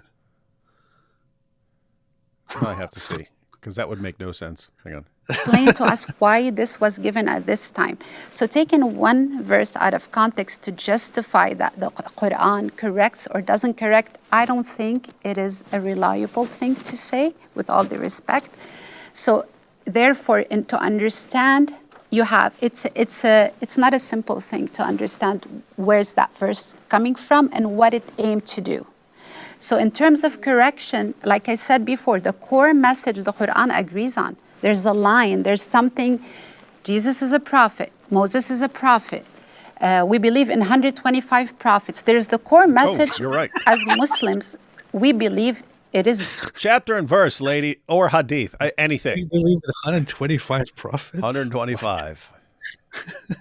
Good to know. We are learning all kinds of things about Islam right now. But keep in mind, only having one prophet is better than having 125 prophets. So you're better off with just one, because then he can't contradict all the other ones, right? There in the Torah and the New Testament. But we believe the little things, because of non-consistency and multiple authors, there are a lot of room to be corrupted. Interesting, but I do think it's unfair to characterize me as saying Not that. you, Well, just you the know, to idea say that of I just interpreting right, the but Quran. that I just grabbed one verse. Yeah, There's a multitude of verses that talk again. about the Quran confirming the previous scripture, and there aren't any verses that say that the Quran corrects the previous verses. So I have Can to you step in. quote I a have to verse step that in does that? and continue the conversation here, because we are talking about this, and this also think does that's it. happen with Christians as well. So I want to hear from the Christians in the sense that many people do say that the is a Bible different has topic. been changed, it's been corrupted over time. How do you respond to that? And I'm also going to give you an example. I'm just going to tie these two questions together. Interesting. We'll stop there because it looks like they're going on to a different topic. That sucks because they were cooking them on the Islamic dilemma, and yeah, it sucks that they. Yeah, I don't know. I'll watch it. I'll watch it later and see if they were somehow able to bring it back afterwards. But interesting stuff, man. I must say that the Christian side humiliated the Muslim side. So they obviously dominated the debate. The Muslim side looks pretty bad. I'm not sure how these people were picked. It's like, do they just put out an advert for Muslim women to come on and to represent themselves or something, and then these are like, oh yeah, I would really love to do that, so let me go on there. I'm not sure how this came into being, but the Muslim women did a very, very good job at representing Islam accurately. So I would say that not accurately as in all the knowledge, but rather in representing the spirit of Islam. I think they represented it in terms of knowledge and in terms of logic and thinking. They presented it quite well, and they did show that Islam is very intellectually behind, and that the Christian side is far ahead. So they did terribly, and I would say that I would love to see this debate happen again and again everywhere. And just to point out, this woman actually said that Muslims believe in 125 prophets. Muslims believe in 25 prophets. There are 25 prophets mentioned. There are 25. If she's Quran only, the Quran mentions 25 prophets by name. If you're going outside, then you'll see 124,000 or 144,000 and stuff like this. But that's the point. It's pick what you're going with. You're going to get I have no idea where 125 came from. 125 comes out of nowhere. It's like it's neither the prophets mentioned in the Quran, nor is it the prophets ever sent according to Muslim ideas. So it's just a completely made up number. And these Muslim women are just here saying whatever they want and just running with it, while the Christian side understands both Christianity and Islam. And I'm very, very happy to see that, really. It is seriously interesting. So Ava says she stopped the debate just as it was getting good. I see lots of people saying she was rescuing the Muslims and things like that. She might have just been going, I need to get to. She has a list and she has a time, so she might have been saying, she might have been thinking, okay, we're spending too long on this. We got to get to the next point and stuff like that. But yeah, it is. Wow, everyone out there. Muslims, even you Muslims who are watching, the takeaway here should be: if you actually want to know what the Quran says, go to a Christian, go to these Christian ladies. They know it more. They know it more than Muslims do. Why is that? Why is that about your religion? Why is this weird thing where you have to go to non-Muslims to get the truth about your book? Why? It's the weirdest thing ever, man. Super weird. It is very, very, very, very, very, very strange. Very strange. But I'm very, very glad to see this. Very, very happy to see this. It's awesome to see this. Islam is having a very bad time, man. I don't know when it started going downhill, but several years ago it started. I think last year it started just going really, really downhill in terms of debates, and it hasn't stopped since then. Yeah, there was major fall off. There were there used to be like too few Christians dealing with it, and you had so many Muslims who were just trained all their lives to attack Christianity and so on. And then the moment Christians actually started waking up and responding, Islam just went into the fetal position, and we're seeing it more and more. Nice. All right, let's take these last couple of super chats. We'll be out, and apparently we'll be getting back to more of this debate tomorrow. Remember the show Room Raider? That's the UK that's the UK right now with social media. No, I've never seen Room Raider. You know what that is, AP? Room Raider? No. Yeah. I heard a Tomb Raider. I never saw it, but I heard of it. Everybody has heard of Tomb Raider. The chickens will in fact defend KFC. Yeah, they will. We just saw it. I don't think they know what in the world they're talking about, and you can see her gestures like she's convincing herself more. It's wild stuff, man. I asked Grok, is a dog a Muslim's best friend? Answer, outside of Muhammad, a dog is a Muslim's best friend. Inside of Muhammad, it is al-Zut. What's wrong with you people, man?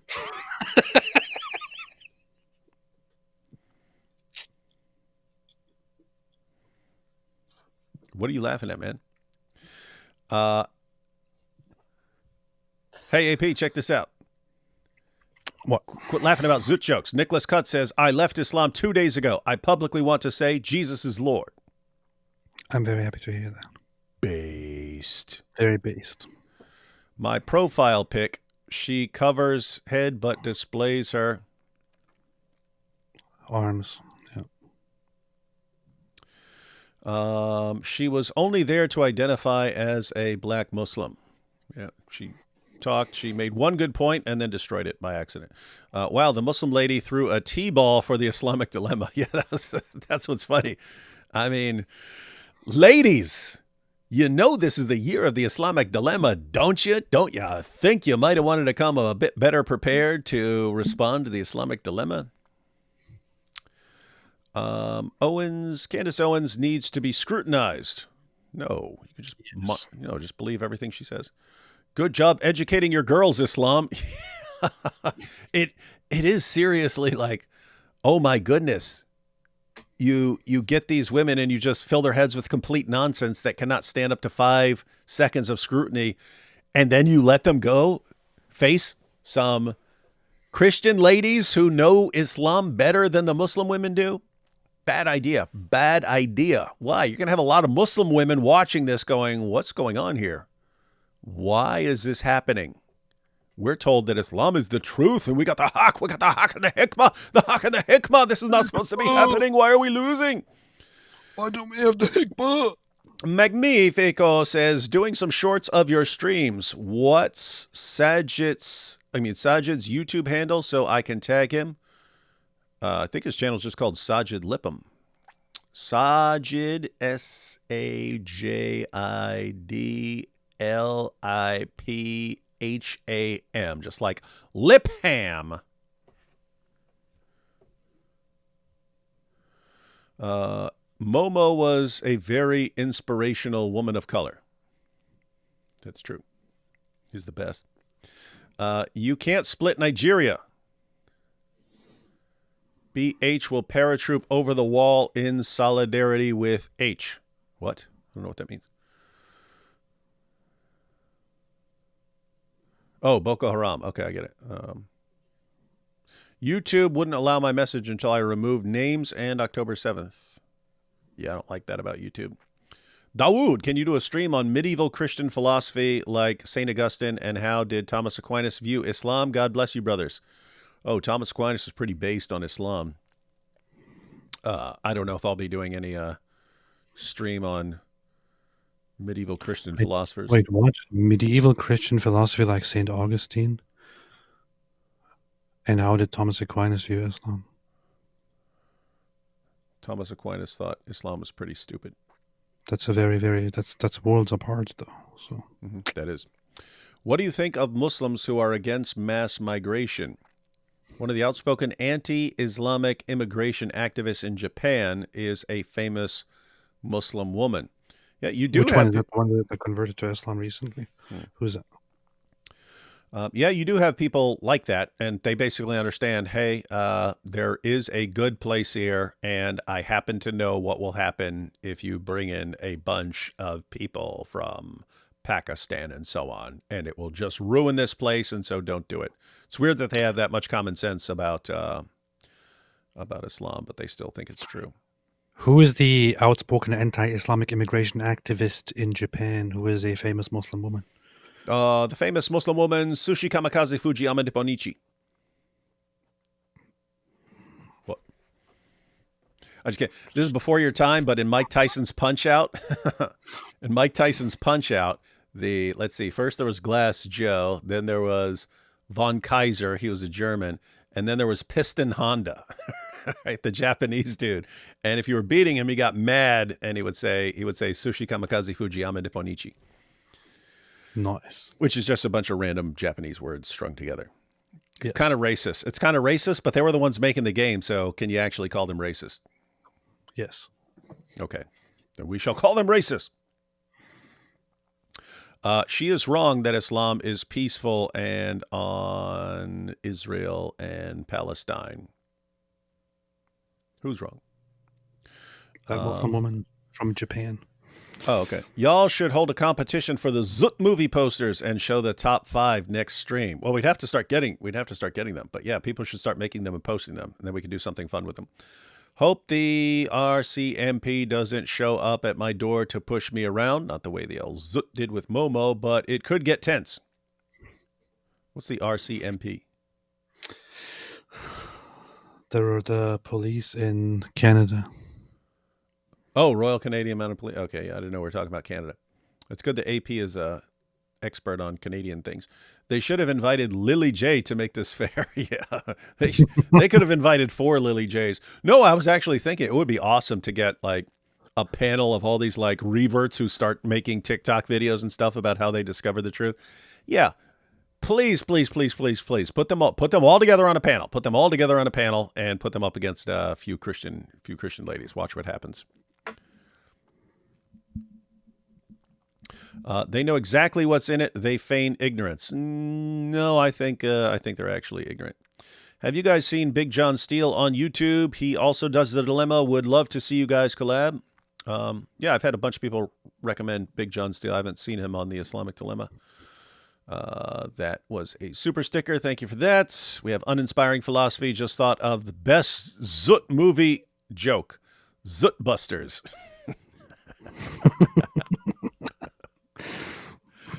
That's a good one. I cannot imagine what DOC would have done with these ladies. It would be a massacre. Oh yeah, that's why I said, gosh, get all the ladies together. Mary Harp, DOC, Hatun, Christina. Just have a regular show.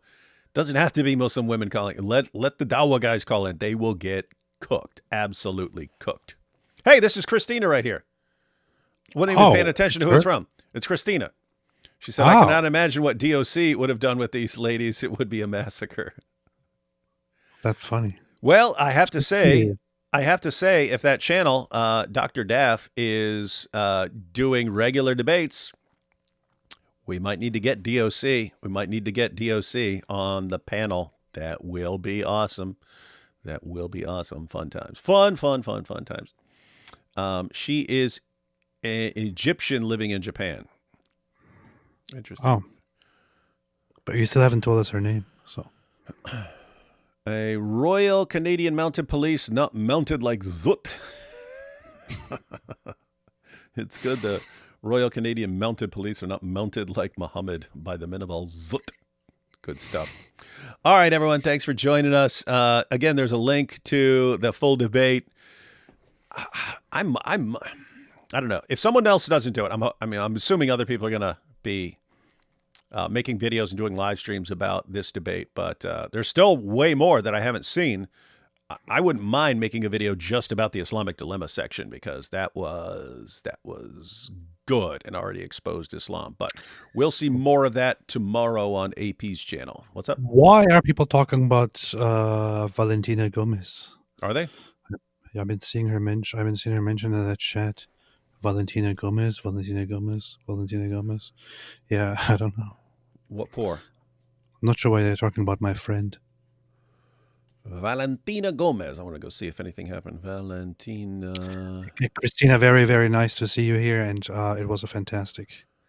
It was a fantastic demonstration. Awesome stuff. And I would absolutely love to see this become a new thing. Christian women versus Muslim women debating and stuff. That's awesome stuff.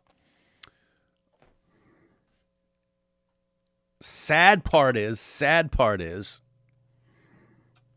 are Muslim women going to want to participate after they just saw that? You might get some push for, these Muslim women just didn't know enough, so let's get these other Muslim women. Let's get Lily J. They always think if someone fails that someone else knows things better. And no, that's pretty much what you're going to get from everyone. They don't get the Islamic dilemma. They get bad responses and so on. So anyway, yep. Fun times. Valentina Gomez is like, she's only 26 years old. That's funny. Yeah, she's a kid. It gets kind of funny when you get older, and then you realize that all the people that you in the past would have considered older, because you got used to just looking at people who are adults who do stuff as older people, but now you're getting old yourself. Then you realize that those people are much younger than you. It starts kind of feeling awkward, you know.